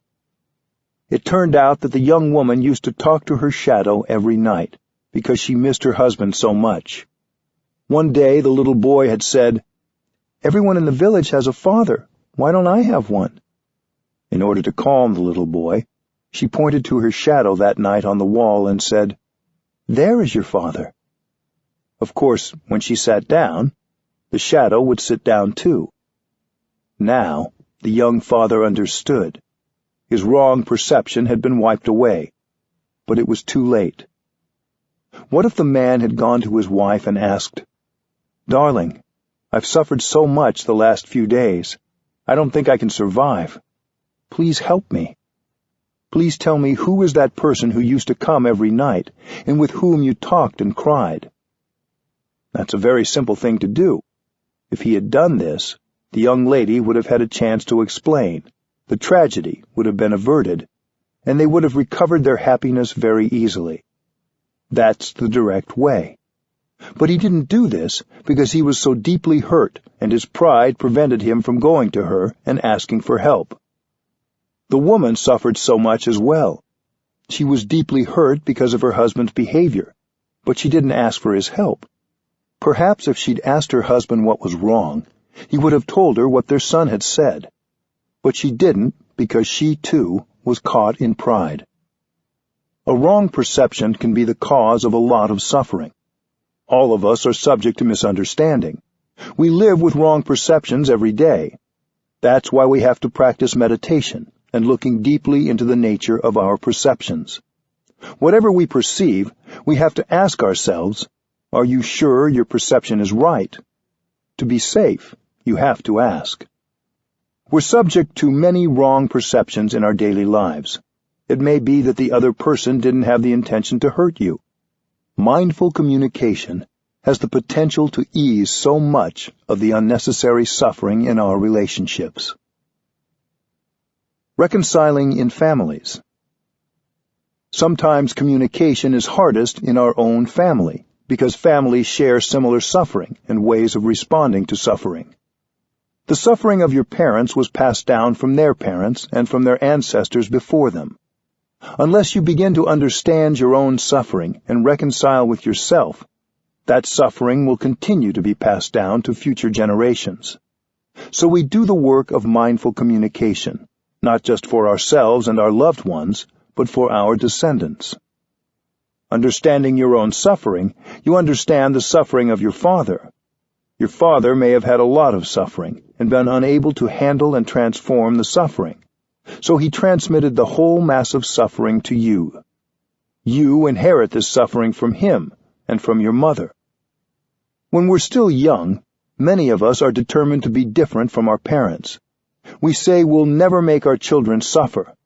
But when we grow up, we tend to behave just like our parents, and we make others suffer, because like our ancestors, we don't know how to handle the energies we've inherited. We've received many positive and negative seeds from our parents and ancestors. They transmitted their habit to us because they didn't know how to transform it. Sometimes these habit energies have passed through many generations. You have to recognize that you are the continuation of your father, mother, and ancestors. Cultivate mindfulness so you can recognize the habit energy each time it arises and embrace it with your energy of mindfulness. Each time we're able to do this, the habit energy becomes weaker. If we keep practicing like this, we can stop the cycle of transmission, and this will benefit not only us, but our children and descendants. We can also help our children learn how to handle their habit energies and nourish the positive elements they have inside. The suffering we received from our parents when we were children is probably our deepest suffering. We may hate our parents and feel that, whether or not they are still living, we will never reconcile with them. Yet with our practice of breathing mindfully, walking mindfully, and looking deeply, we can bring about transformation and restore communication in even the most difficult families. If the other person also practices mindful awareness, it's much easier. But reconciliation is possible even if the other person doesn't know about the practice. Relationships with parents and siblings can be particularly difficult. Maybe during their childhood they were deeply wounded and no one listened to them. So now they are perpetuating the cycle, and they don't want to listen to anyone. Don't ask your family members to change. When you're able to generate the energy of understanding and compassion in yourself, reconciliation can begin to take place. I still remember a retreat in Oldenburg in northern Germany. On the fourth day of the retreat, I gave everyone a midnight deadline to begin reconciling with someone with whom they had great difficulty. The next morning, one man came to me and said, "I've been so angry at my father for years, I couldn't even look at him. Even when I dialed his number last night, I doubted I could talk to him calmly." But when he heard his father's voice, he found that he naturally used loving speech. He didn't even have to try. He said, "I know you suffered a lot during the past many years. I'm sorry. I know I've acted and spoken in a way that didn't help. I didn't mean to make you suffer." His father heard the compassion in his son's voice and told him for the first time about his suffering and his difficulties. Reconciliation is possible. You can find resolution to the difficulties in your relationships. You don't need to allow the difficulties to continue causing you to suffer month after month and year after year. The first step is to practice mindful breathing, mindful walking, and mindfulness in daily activities, so that you will be strong enough to go back to yourself, listen to your own suffering, and look deeply into its nature. Unless we listen to our own suffering, there's no chance of improving the quality of our relationships. With mindfulness, compassion arises, and you can accept yourself. Then you have the chance to look at others. Even if they are not there with you, you can still sit and close your eyes and see the suffering they have gone through for so many years. When you can see the suffering in others, you begin to understand that there is a reason they suffer like that. You are no longer angry with them anymore. Compassion will arise in your heart. When compassion is born, you are more peaceful, your mind is clearer, and you will be motivated to say or do something to help others transform their difficulties. Reconciliation becomes possible. Communicating in long-term relationships. In long-term relationships, as in families, we often get in the habit of thinking that change isn't possible.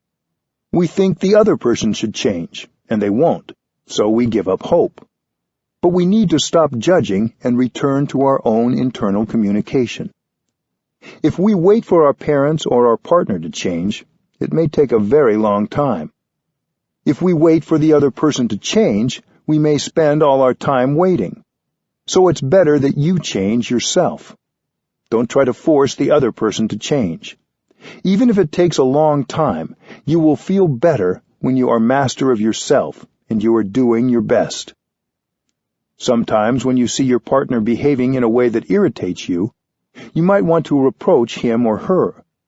If you immediately try to correct him, he may get irritated, and then you are both irritated and become unkind. It is as if the blue sky disappears, the green trees disappear, and you are 2 blocks of suffering bumping against each other. This is the escalation of war, the escalation of unhappiness.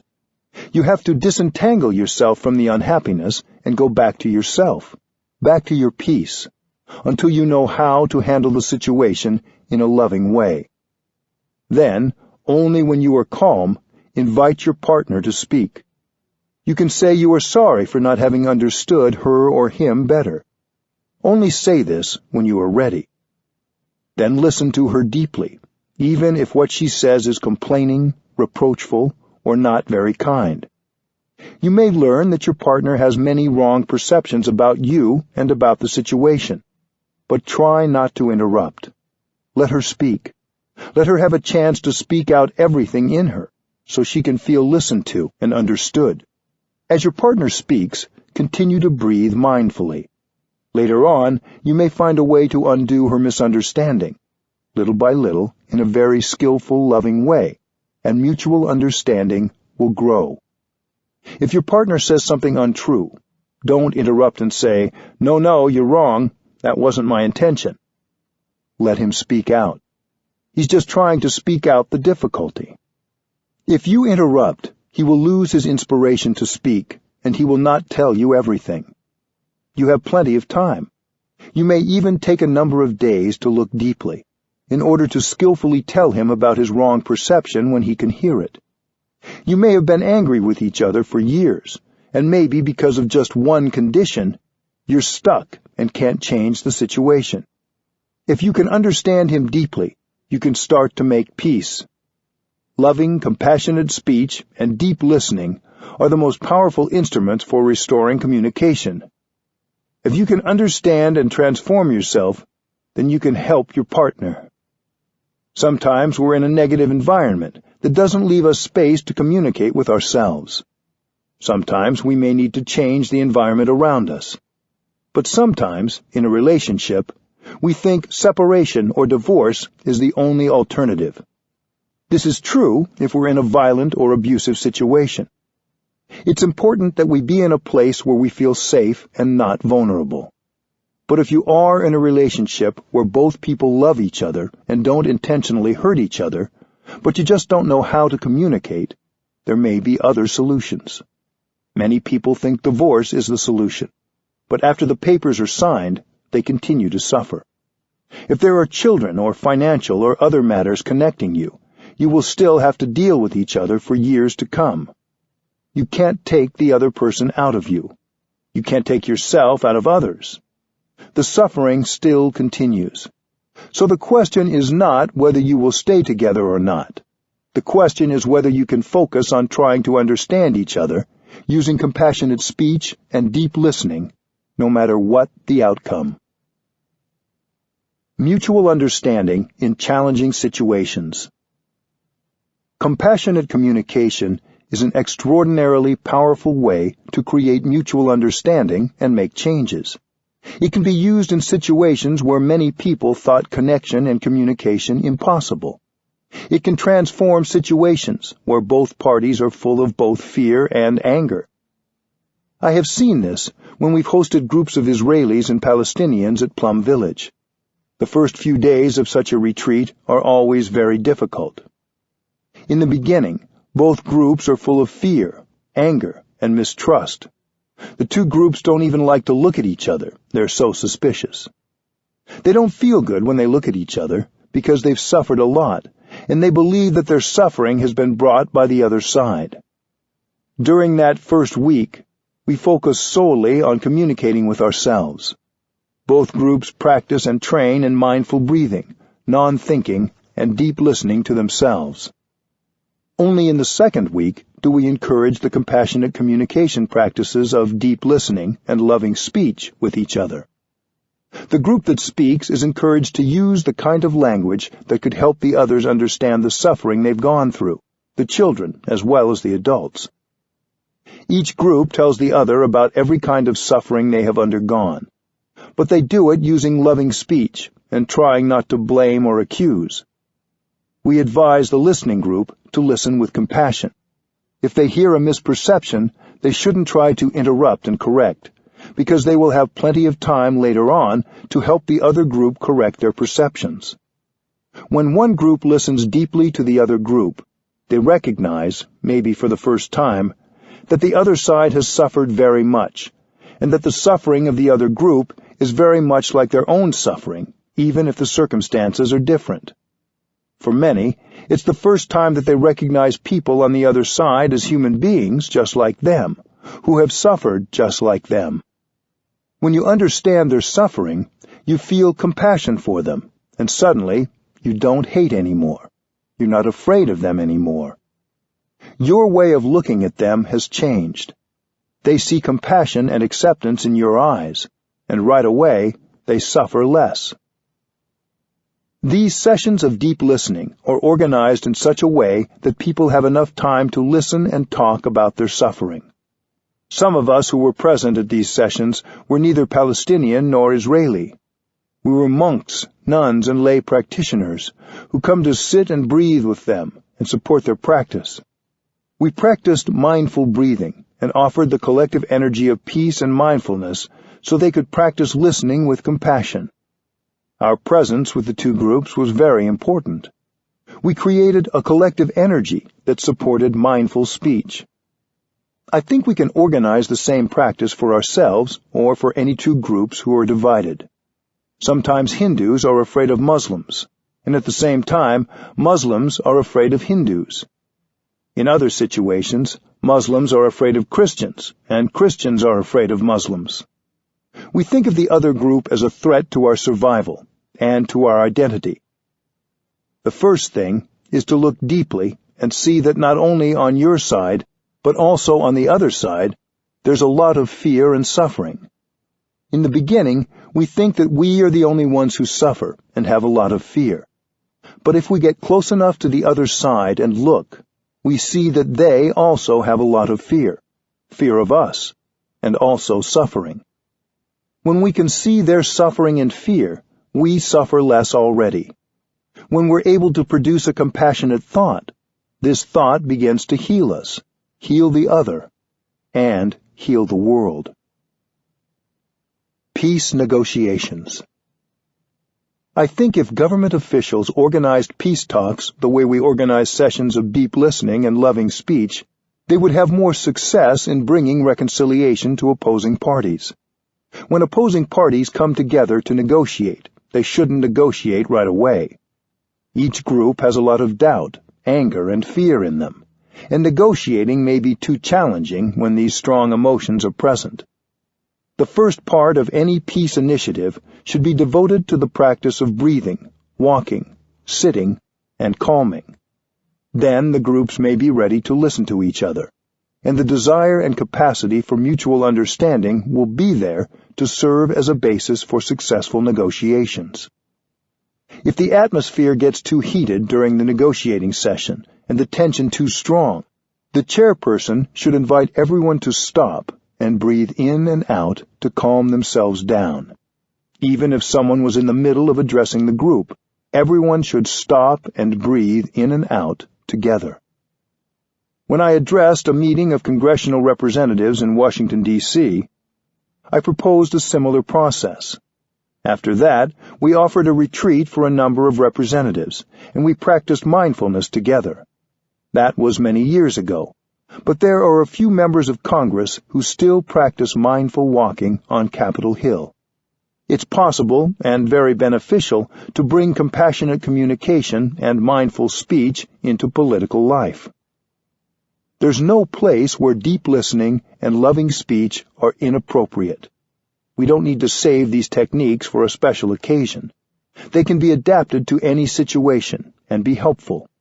If we use them now, we will have the understanding and insight we need to repair the damage we caused in the past and bring healing to ourselves, our families, our relationships, and our communities. 6. Mindful communication at work. Successful work communication begins before we even arrive at our jobs. Often on our way to work, as we drive, bike, take the train, ride the bus, or walk, we focus on what we'll have to do when we arrive, or on something we didn't finish before we left home. If we instead bring our awareness to mindful breathing and to what's happening right in that moment, we can enjoy every moment of transporting ourselves to work.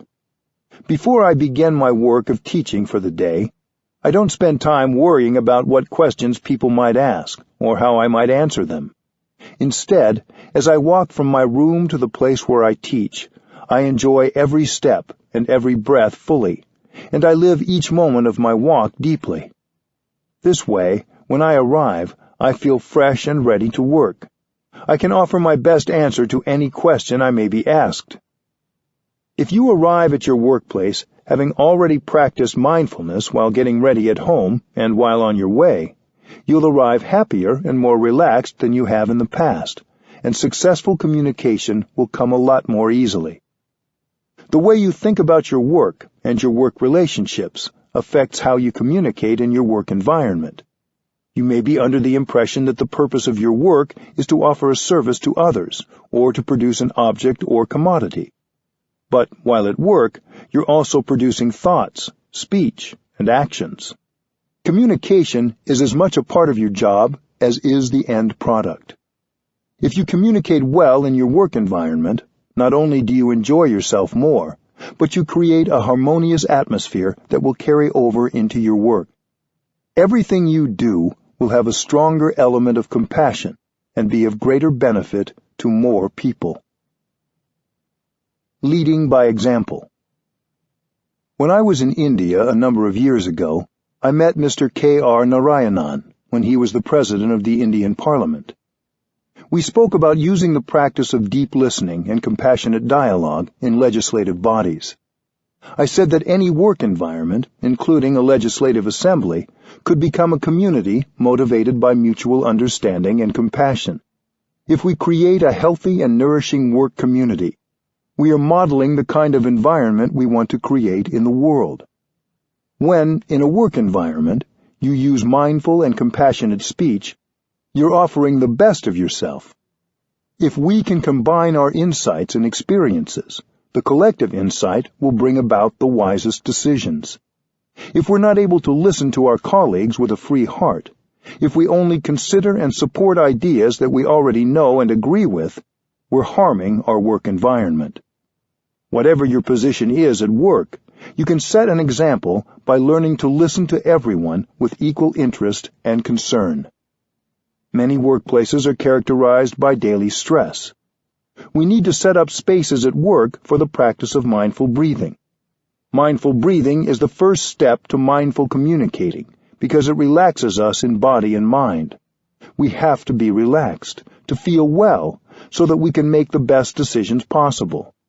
When we model relaxation at work, we are already communicating powerfully. Mr. Narayanan and I talked about integrating mindful breathing into the Parliament of India as a way to reduce stress. If they can do it in the legislature, perhaps you can do it in your workplace. Can you bring your colleagues together to practice mindful breathing, or make time available for this before any group meeting, so that people will be able to communicate more effectively and without stress?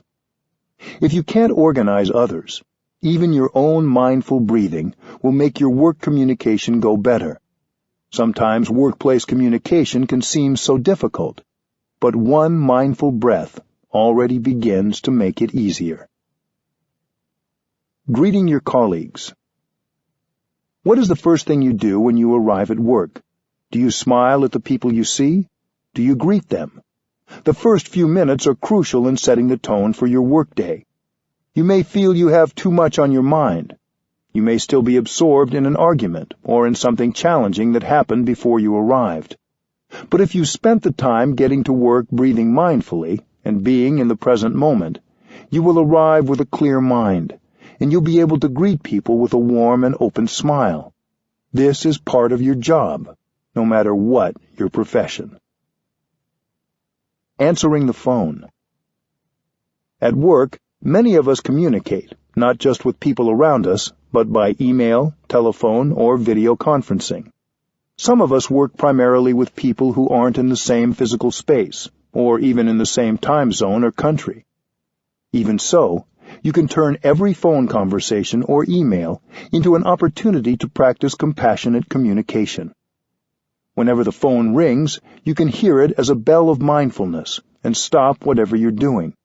Instead of rushing to answer the phone, you can breathe in and out with awareness 3 times before answering to make sure you're truly present for whoever is calling. Recognize any feelings of stress or irritation you may have, or any feeling that you're being interrupted. You may want to put your hand on the receiver while breathing, to let your coworkers know that you intend to pick up the phone, but you're just not in a hurry. This will help remind them that they don't need to feel like they're victims of the telephone. You can use the same practice before reading an email. At work, we often go from one email to the next without first practicing mindful breathing and making ourselves present for whatever that email has to say. If we wait until we've taken a few mindful breaths and return to being fully present before we open an email, it's true that it will take us a little longer to go through our mail, and our work might be a bit slower. But our communication with each email will be more effective, clearer, and more understanding. If you want to send an email or call someone on the phone, you might want to recite the following verse to yourself before you begin to type or to dial the number. Words can travel thousands of miles. May my words create mutual understanding and love. May they be as beautiful as gems, as lovely as flowers. Mindful meetings. Our communication in meetings can often be a source of tension, stress, and conflict at work. Sometimes we rush from one meeting to another, so we arrive already anxious or distracted. It will help to schedule a few minutes at the beginning of any meeting to sit quietly together. If people in your workplace are open to having a bell sound before the meeting begins, that sound can help everyone come back to their breathing and find some calm. If people don't want to start the meeting by sitting together quietly for a few moments, you can still arrive at the meeting a few minutes early so you have time to relax and breathe mindfully. Perhaps other people will see your example and join you the next time. You don't need to say anything or make a point of letting others know you're doing this. Just do it and enjoy the benefit it brings you. It can be helpful in setting the tone of a meeting to open with a spoken agreement that the participants will respect each other's words and be open to the views of others. If we try to impose our views on others, we only create tension and suffering at work. So, in any meeting, practice being open and listening to the experience and insight of others. If you have a wonderful idea and are eager to share it, that's good. But you shouldn't be so eager to share your ideas that you drown out the ideas of others. Invite everybody to express their ideas. Trust that the best ideas will emerge from this process as collective wisdom. During the meeting, practice using loving speech and deep listening. Follow your breathing as you listen. Let one person speak at a time without interruption. Don't get caught up in verbal duels. Speak from your own experience and address the whole group whenever you talk. If you have questions or concerns, place them in the center of the circle for the whole group to contemplate and address. This may be challenging. It is likely a new culture for conducting meetings, one that is different from the way meetings have been run in the past. You don't have to try to change the culture all at once. If everyone agrees to listen mindfully and without interruption, that is wonderful. But even if it's only you who follows these guidelines and makes a commitment to speak and listen with compassion, it will have a positive effect. Creating community at work. If you're modeling compassionate communication at work, soon others may be interested in practicing mindful breathing, sitting, and walking with you. If you're surrounded by people who are practicing mindfulness together, you'll all be supported by the collective energy, and mindful speech and deep listening will come much more easily. The more you practice mindfulness, the more you'll see things you can do to change your work environment in a positive way. When we practice mindful speech and deep listening, our way of communicating becomes a bell of mindfulness for everyone. When you walk mindfully, enjoying every step you take, this encourages others to do the same, even if they don't know that you're practicing mindfulness. When you smile, your smile supports everyone around you and also reminds others to smile. When you practice, your presence has a positive effect on you and those around you. A rock in the river. All of us have difficulties at work sometimes. We all have our own pain, sorrows, and fears. Often at work, we don't give ourselves time or space to recognize and embrace these strong emotions, so our tension comes out in unintentional ways. This can make communication difficult. But none of us needs to embrace pain and sorrow alone.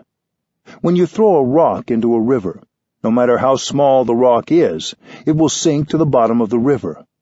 But if you have a boat, you can carry many tons of rocks and they won't sink. The same is true of our suffering. Our sorrow, fear, worries, and pain are like rocks that can be carried by the boat of mindfulness. If we give ourselves the time and space to embrace and recognize the suffering, we won't sink into the ocean of anger, worries, or sorrow. We become lighter. We can practice mindfulness alone, but we can find more ease and joy if we can bring mindful communication into our work environments and have the support of others who are practicing mindfulness with us.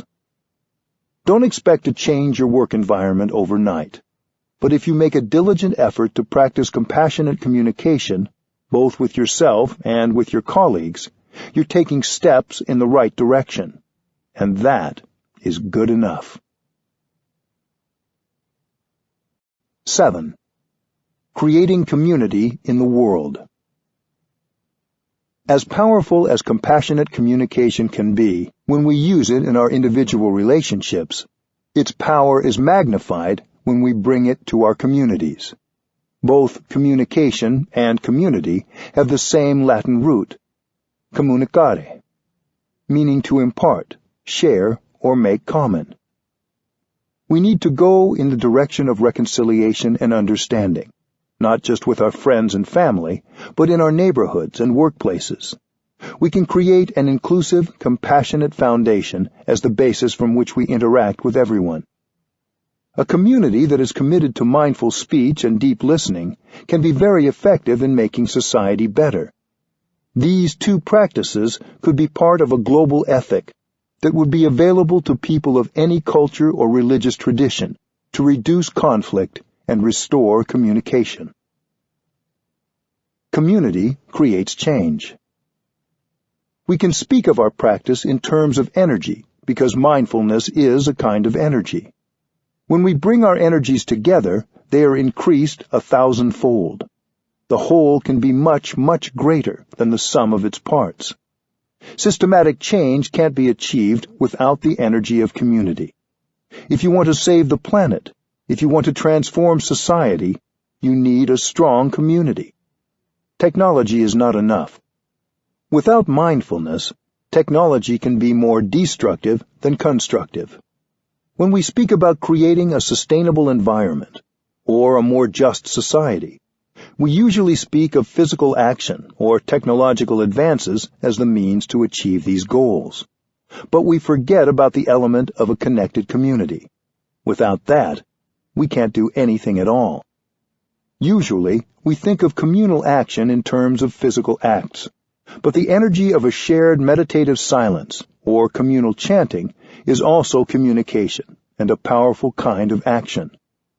I don't think of this concentration so much as prayer or a religious rite, but rather as a form of communication.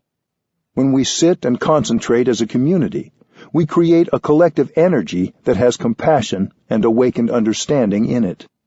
Sitting together in silence can be a practice of listening to our own suffering and the suffering of the world. The collective energy of mindfulness also supports our individual practice. When we see other people who are in good communication with themselves and others, they inspire us. Sometimes the cause of our sorrow is hidden by so many layers of suffering that we can't penetrate it by ourselves, even when we practice diligently and sit mindfully.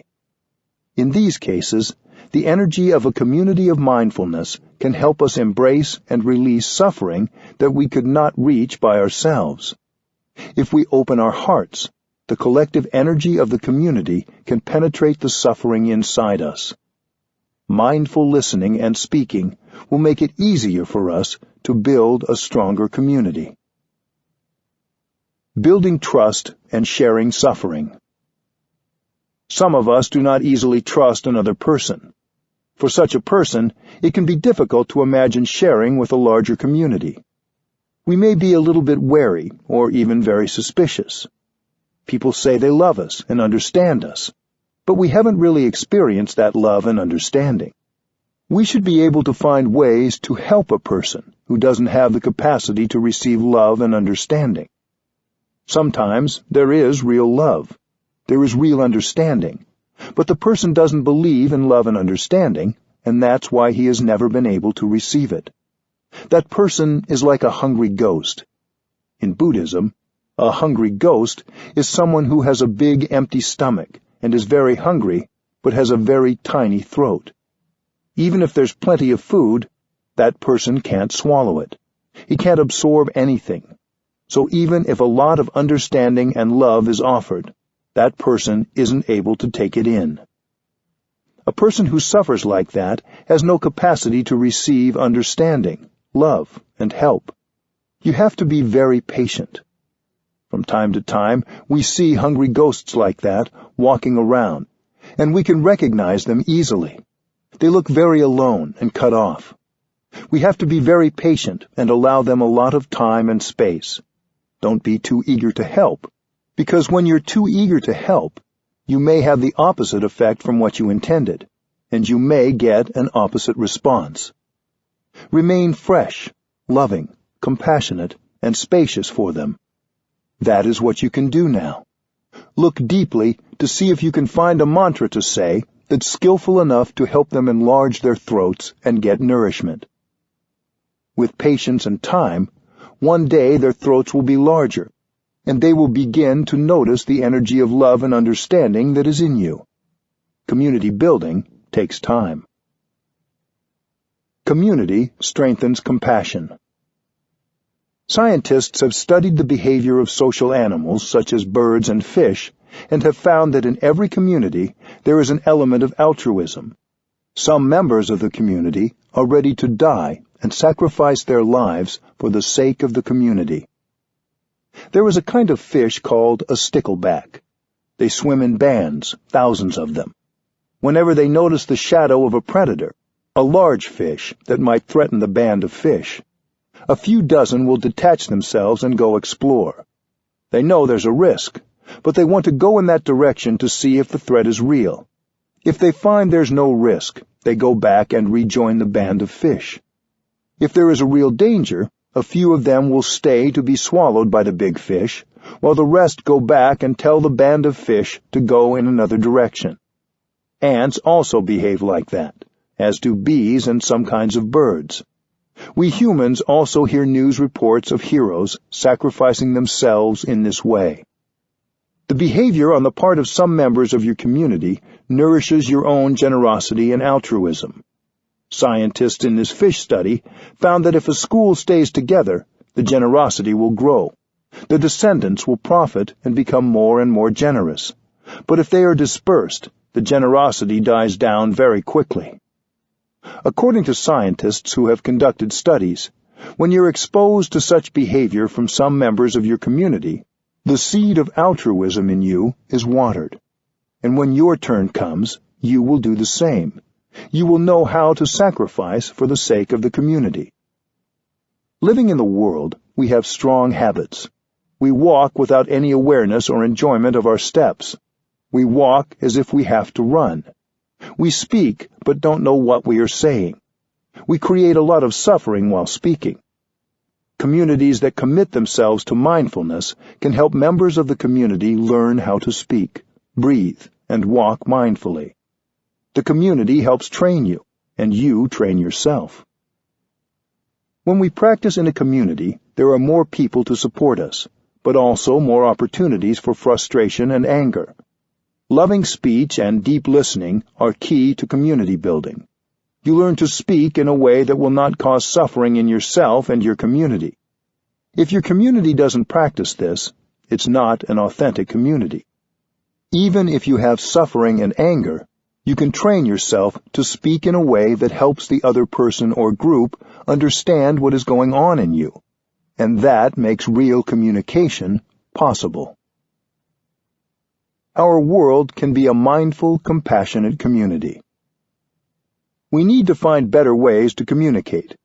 If we can do this in our relationships, we can do it in our work environments, and even in our political environments. We have to transform our governments into mindful, compassionate places of deep listening and loving speech. We each can do our part to contribute as a citizen, as a member of the human family. In the process of community building, we get the transformation and healing we need to further the transformation and healing of the world. This is a process of training and learning.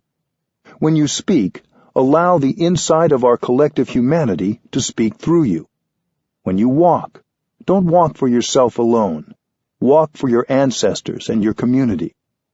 When you breathe, allow the larger world to breathe for you. When you're angry, allow your anger to be released and to be embraced by the larger community. If you know how to do this for one day, you are already transformed. Be your community, and let your community be you. This is true practice. Be like the river when it arrives at the ocean. Be like the bees and birds that fly together. See yourself in the community, and see the community in you. This is a process of transforming your way of seeing, and it will transform how, and how effectively, you communicate. 8. Our communication is our continuation. Every human and every animal communicates. We typically think of communication as the words we use when we speak or write.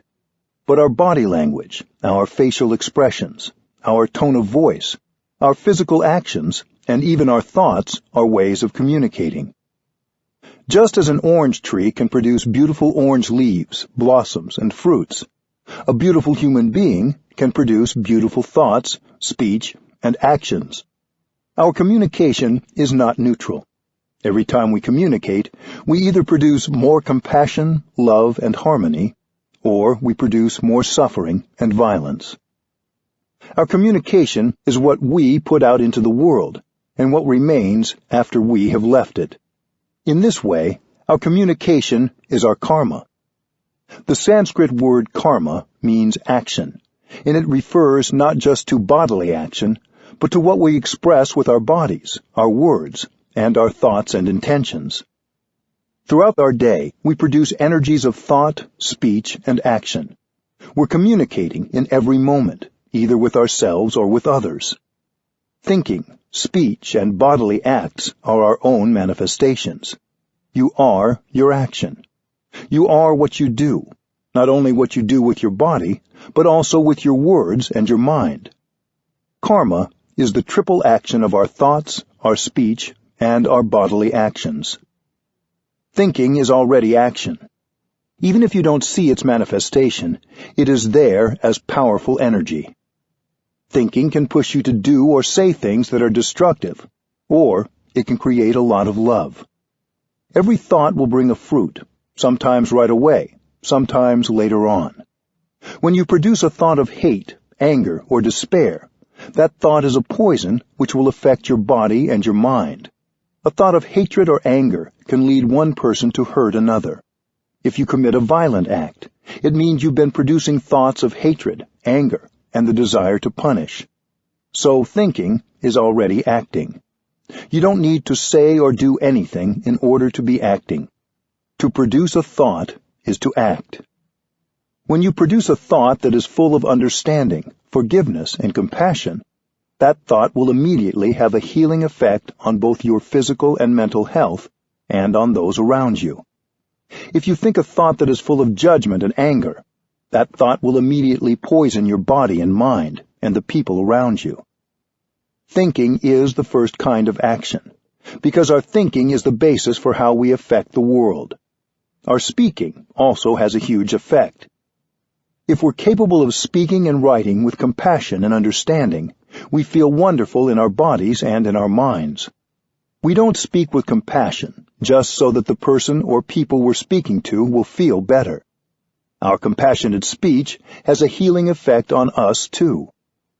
After you have been able to say something kind, forgiving, and compassionate, you feel much better. When you write words full of compassion and forgiveness, you feel freer, even if the person you're writing to hasn't read them yet. Even before you mail the letter or send the email or text, you feel better. The person reading your words will also feel your compassion. In the same way, if you speak with anger and violence, if you speak out of a desire to punish, both you and the people who hear your words experience more suffering. Think of a child hearing her parents fighting. Even if the words are not directed at her, the effect of the angry speech is much the same. Speech, the second form of action, can heal and liberate, or it can cause destruction and pain.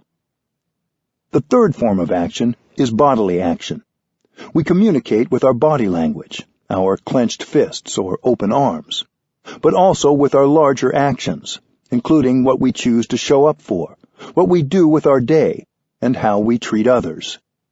If you are able to do something in the line of saving, supporting, protecting, comforting, rescuing, or caring, there is a positive effect right away. Every communication bears our signature. Everything we say and do bears our signature. We can't say, "That's not my thought." We're responsible for our own communication.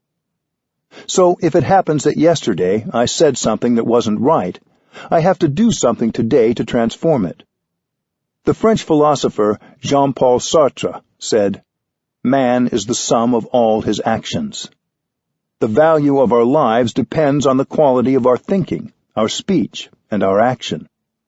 We want to offer the best kind of thinking, the best kind of speech, and the best kind of bodily acts, because those actions are our continuation. When we think, when we speak, when we act, we create, and we are there in our creations. That is the outcome of our being. Our communications will not be lost when our physical bodies are no longer here.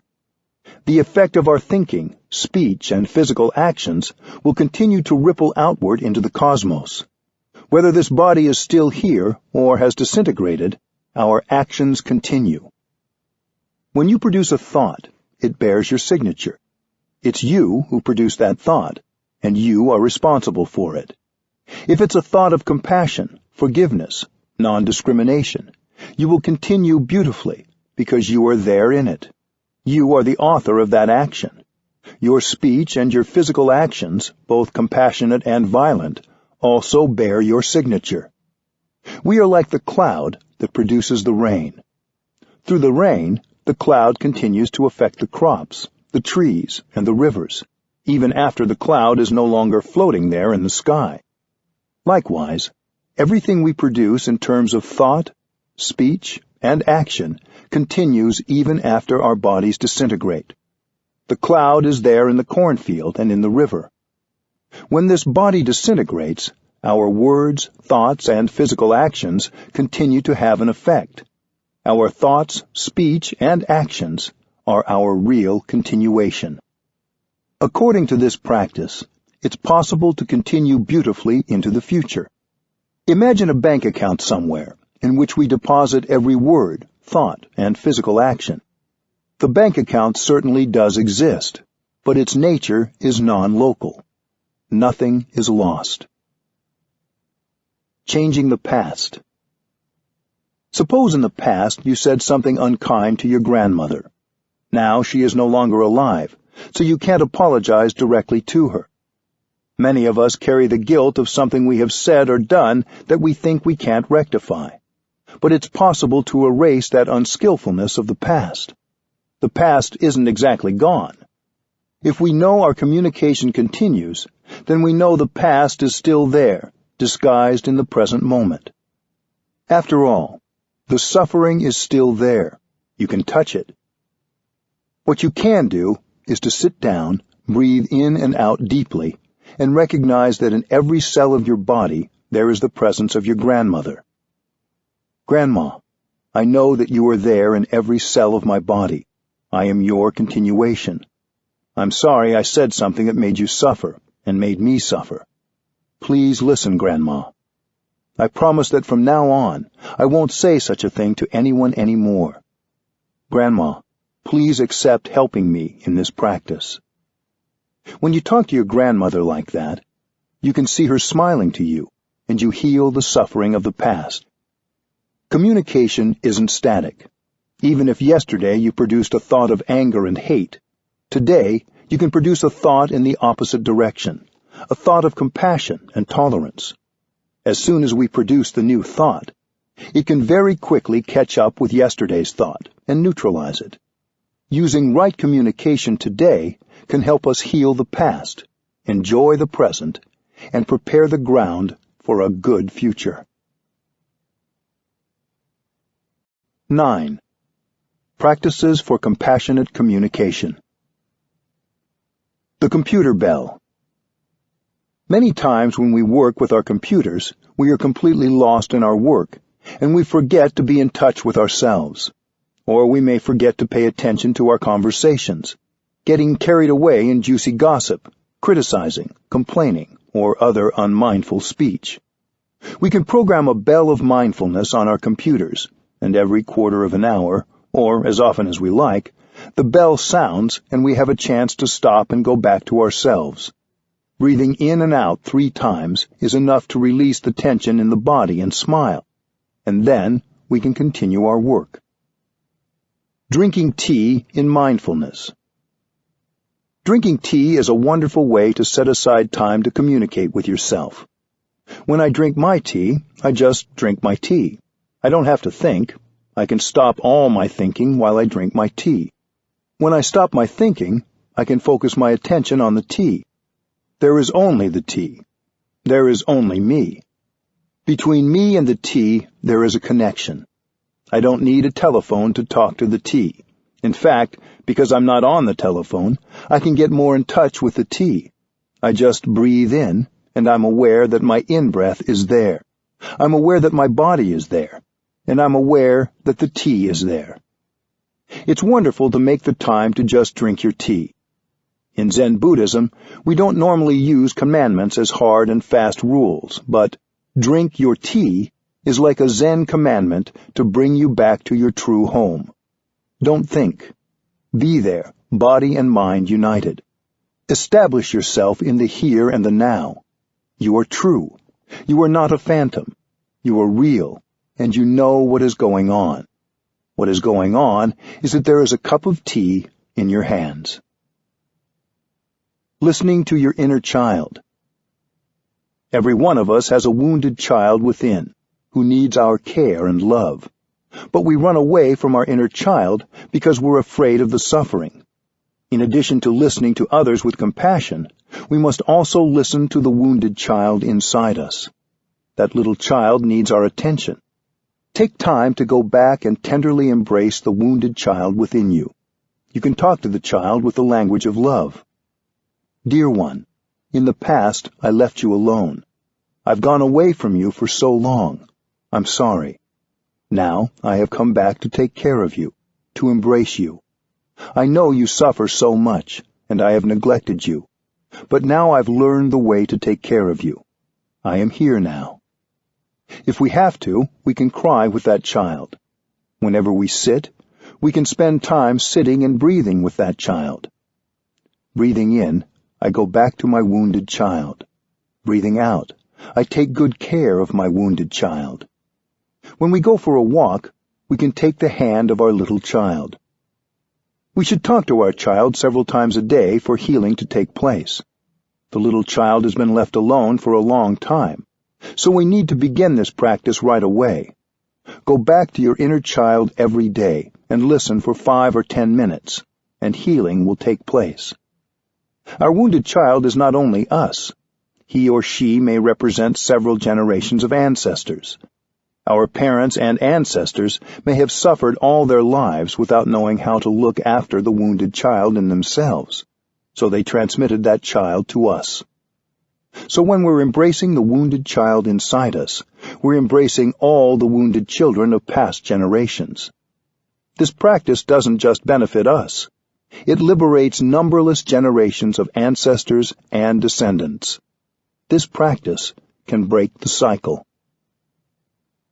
Writing a love letter. If you have difficulties with someone in your life, you might spend some time alone and write that person a real letter. You can write the letter to someone you see every day, or, just as effectively, to someone you haven't seen for years, or even to someone who is no longer living. It is never too late to bring peace and healing into a relationship. Even if we no longer see that person, we can reconcile inside ourselves, and the relationship can heal. Give yourself a couple of hours to write a letter using loving speech. While you write the letter, practice looking deeply into the nature of your relationship. Why has communication been difficult? Why has happiness not been possible? Here is an example. My dear, I know you have suffered a lot over the past many years. I have not been able to help you. In fact, I have made the situation worse. It is not my intention to make you suffer. Maybe I'm not skillful enough. Maybe I tried to impose my ideas on you. In the past, I thought you made me suffer. Now I realize that I have been responsible for my own suffering. I promise to do my best to refrain from saying things or doing things that make you suffer. Please tell me what is in your heart. You need to help me. Otherwise, it is not possible for me to do it. I can't do it alone. You have nothing to risk by writing this letter. You can even decide later whether to send it. But whether you send it or not, you will find that the person who finishes writing the letter is not the same person who began it. Peace, understanding, and compassion have transformed you. Peace Treaties and Peace Notes. The Peace Treaty and the Peace Note are two tools to help us heal anger and hurt in our relationships. The Peace Treaty can be used as a preventative tool, before we utter or are hurt by words or actions that seem unkind. When we sign the Peace Treaty, we are making peace not just with the other person, but within ourselves. The Peace Note can be used as a healing tool when we're hurt or angry because of something someone has said or done. You can copy it and keep blank copies available whenever you need it. You can use it in place of the fourth mantra note that you keep in your wallet. If someone does something that brings us suffering, we can say, "What you just said hurt me. I would like to look deeply into it, and I would like you to also look deeply into it. Let's make an appointment for some time later in the week to look at it together." One person looking at the roots of our suffering is good. Two people looking is better, and two people looking together is best. Both the treaty and the note suggest waiting a few days for discussion. You can pick any night. First, you are still hurt, and it may be too risky if you begin discussing it now. You might say things that will make the situation worse. From now until that evening, you can practice looking deeply into the nature of your suffering, and the other person can too.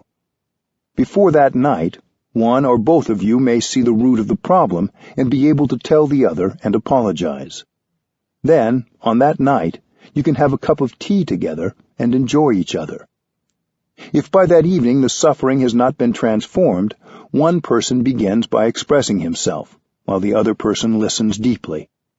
When you speak, you tell the deepest kind of truth using loving speech, the kind of speech the other person can understand and accept. While listening, you know that your listening must be of good quality to relieve the other person of his suffering. If you can, have the discussion be on a Friday evening or early on a Saturday, so you still have the weekend to enjoy being together. Peace Treaty. In order that we may live long and happily together, in order that we may continually develop and deepen our love and understanding, we, the undersigned, vow to observe and practice the following. I, the one who is angry, agree to 1. Refrain from saying or doing anything that might cause further damage or escalate the anger. 2. Not suppress my anger. 3. Practice breathing and taking refuge in the island of myself. 4. Calmly, within 24 hours, tell the one who has made me angry about my anger and suffering, either verbally or by delivering a peace note. 5. Ask for an appointment for later in the week, e.g., Friday evening, to discuss this matter more thoroughly, either verbally or by peace note. 6. Not say, "I am not angry, it's okay, I am not suffering." There is nothing to be angry about, at least not enough to make me angry. 7. Practice breathing and looking deeply into my daily life, while sitting, lying down, standing, and walking, to see A. The ways I myself have been unskillful at times. B. How I have hurt the other person because of my habit energy. C. How the strong seed of anger in me is the primary cause of my anger. D. How the other person's suffering, which waters the seed of my anger, is the secondary cause. E. how the other person is only seeking relief from his or her own suffering. F. That as long as the other person suffers, I cannot be truly happy.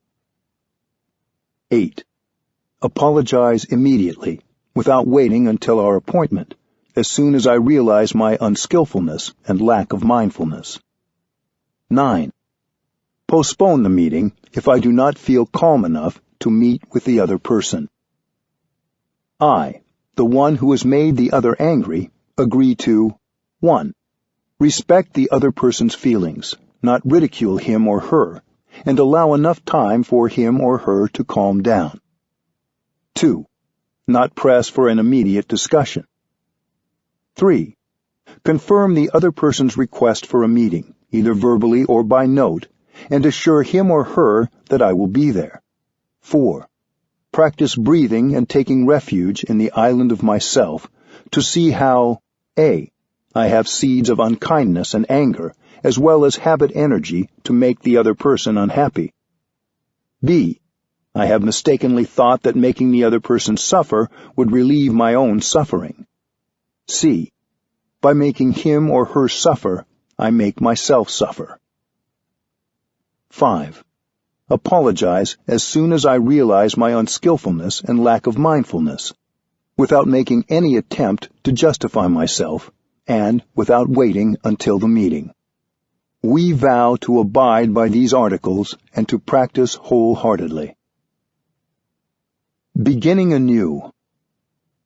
When a difficulty arises in our relationships, and one of us feels resentment or hurt, a good practice to try is called beginning anew. To begin anew is to look deeply and honestly at ourselves, our past actions, speech, and thoughts, and to create a fresh beginning within ourselves and in our relationships with others. Beginning anew helps us develop our kind speech and compassionate listening, because it is a practice of recognition and appreciation of the positive elements of another person. Recognizing others' positive traits allows us to also see our own good qualities. Along with these good traits, we each have areas of weakness, such as talking out of our anger, or being caught in our misperceptions. As in a garden, when we water the flowers of loving kindness and compassion in each other, we also take energy away from the weeds of anger, jealousy, and misperception. We can practice beginning anew every day by expressing our appreciation to the people we care about and apologizing right away when we do or say something that hurts them. We can also politely let others know when we have been hurt. A more formal beginning anew can be done weekly in families and in work situations. It is a 3-part process: watering flowers, expressing regrets, and expressing hurts and difficulties. This practice can prevent feelings of hurt from building up over weeks and helps make the situation safe for everyone in the workplace or family. Flower watering is the first part of the practice. Flower watering is simply showing appreciation for the others in your family or work community. People do it one at a time, waiting until they feel moved to speak. The others let them speak without response. It is helpful for people to hold a vase of flowers or some object in front of them as they speak, so that their words reflect the freshness and beauty of the flowers. During flower watering, the speaker acknowledges the wholesome, wonderful qualities of the others. It is not flattery. We need to speak the truth. Everyone has strong points that can be seen with awareness. No one can interrupt the person holding the flowers. Each person is allowed as much time as needed, and everyone else practices deep listening. When one person has finished speaking, he or she stands up and slowly returns the vase to the center of the room. We should not underestimate the first step of flower watering. When we sincerely recognize the beautiful qualities of other people, it is very difficult to hold on to our feelings of anger and resentment. We naturally soften, and our perspective becomes wider and more inclusive of the whole reality. In the second part of the practice, participants express regret for anything they have done to hurt others. It does not take more than one thoughtless phrase to hurt someone. Sometimes we hold on to some small resentment or regret, and it grows because we don't have the time to make it right. The practice of beginning anew is an opportunity for us to recall some regret from earlier in the week and undo it. In the third part of the ceremony, we express ways in which others have hurt us. Loving speech is crucial. We want to heal our families and work communities, not harm them. We speak frankly, but we don't want to be destructive. When we sit among people who are all practicing deep listening, our speech becomes more beautiful and more constructive. We never blame or argue. In this final part of the practice, compassionate listening is crucial. We listen to another's hurts and difficulties with the willingness to relieve the suffering of the other person, not to judge or argue. We listen with all our attention. Even if we hear something that is not true, we continue to listen deeply so the other person can express his or her pain and release the tensions within. If we reply or correct that person, the practice will not bear fruit. We just listen. If we need to tell others that their perception was not correct, we can do that a few days later, privately and calmly. Then, at the next beginning anew practice, they may rectify the error themselves, and we will not have to say anything. We can end the practice with a moment of silence. Just practicing the first part of beginning anew, flower watering, can increase the happiness and communication in your family or your workplace. You don't need to do all 3 parts each time, especially when the practice is new to you. It will work to spend most of your time on flower watering. Then slowly over time, as trust is built, you can add the second and third parts. Even then, don't skip over the first. Expressing appreciation is one of the greatest ways of building strong and caring relationships. The cake in the refrigerator. One tool we can use to improve our communication is a cake. It doesn't matter if you're not a baker, don't have a cake, or are gluten-free. This is a very special cake that is not made of flour and sugar like a sponge cake. We can keep eating it, and it is never finished. It is called the cake in the refrigerator. This practice was developed to help children deal with their parents arguing, but it can also be used by adults in a relationship. When the atmosphere becomes heavy and unpleasant, and it seems that one person is losing his or her temper, you can use the practice of the cake to restore harmony. First of all, breathe in and out 3 times to give yourself courage. Then turn to the person or people who seem upset and let them know you just remembered something. When they ask you what, you can say, "I remember that we have a cake in the refrigerator." Saying, "There is a cake in the refrigerator," really means, "Please, let's not make each other suffer anymore." Hearing these words, the person will understand. Hopefully he or she will look at you and say, "That's right, I'll go and get the cake." This is a non-judgmental way out of a dangerous situation. The person who is upset now has an opportunity to withdraw from the fight without causing more tension. The person goes into the kitchen, opens the refrigerator to take out the cake, and boils water to make the tea, all the while following their breathing. If there is no real cake in the refrigerator, something else can be substituted, a piece of fruit or toast, or whatever you find. Preparing the snack and tea, that person may even remember to smile as a way to feel lighter in body and spirit. While sitting alone in the living room, the other person can begin to practice breathing in mindfulness. Gradually, hot tempers will calm down. After the tea and cake have been placed on the table, perhaps all will join the tea party in an atmosphere that is light and full of understanding. If one person is hesitant to take part, you can coax him or her by saying, "Please come and have some tea and cake with me." Hugging meditation. Some of our strongest communication does not include words. When we hug, our hearts connect, and we know we are not separate beings. Hugging with mindfulness and concentration can bring reconciliation, healing, understanding, and much happiness. You may practice hugging meditation with a friend, your daughter, your father, your partner, or even with a tree. To practice, First bow and recognize the presence of the other. Close your eyes, take a deep breath, and visualize yourself and your beloved 300 years from now. Then you can enjoy 3 deep conscious breaths to bring yourself fully there. You can say to yourself, breathing in, I know that life is precious in this moment. Breathing out, I cherish this moment of life. Smile at the person in front of you, expressing your desire to hold her in your arms. This is a practice and a ritual.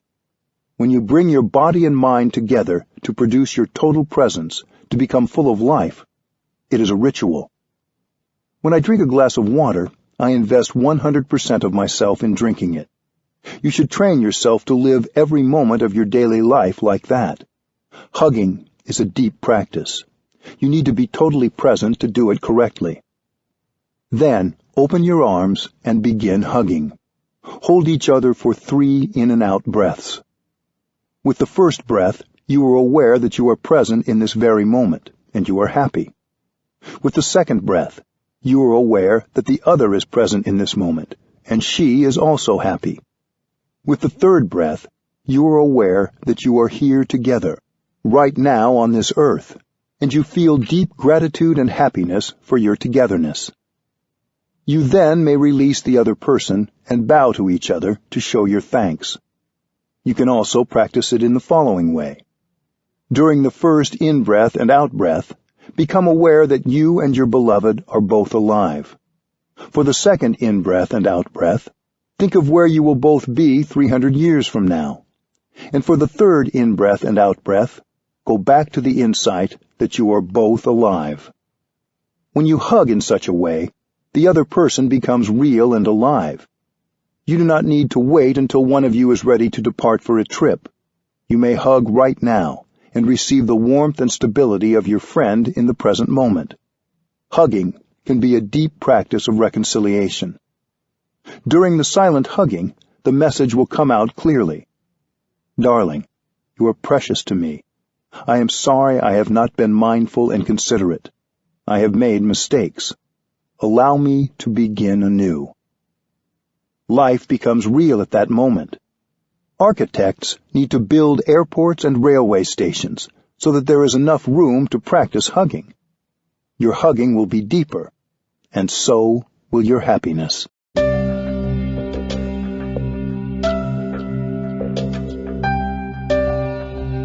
This is Dan Warren. We hope you have enjoyed this unabridged production of The Art of Communicating by Thich Nhat Hanh. This program was produced by Dion Audio. Executive producer Karen Jakonski. Text copyright 2013 by Unified Buddhist Church. Production copyright 2013 by HarperCollins Publishers. All rights reserved. Thank you for listening.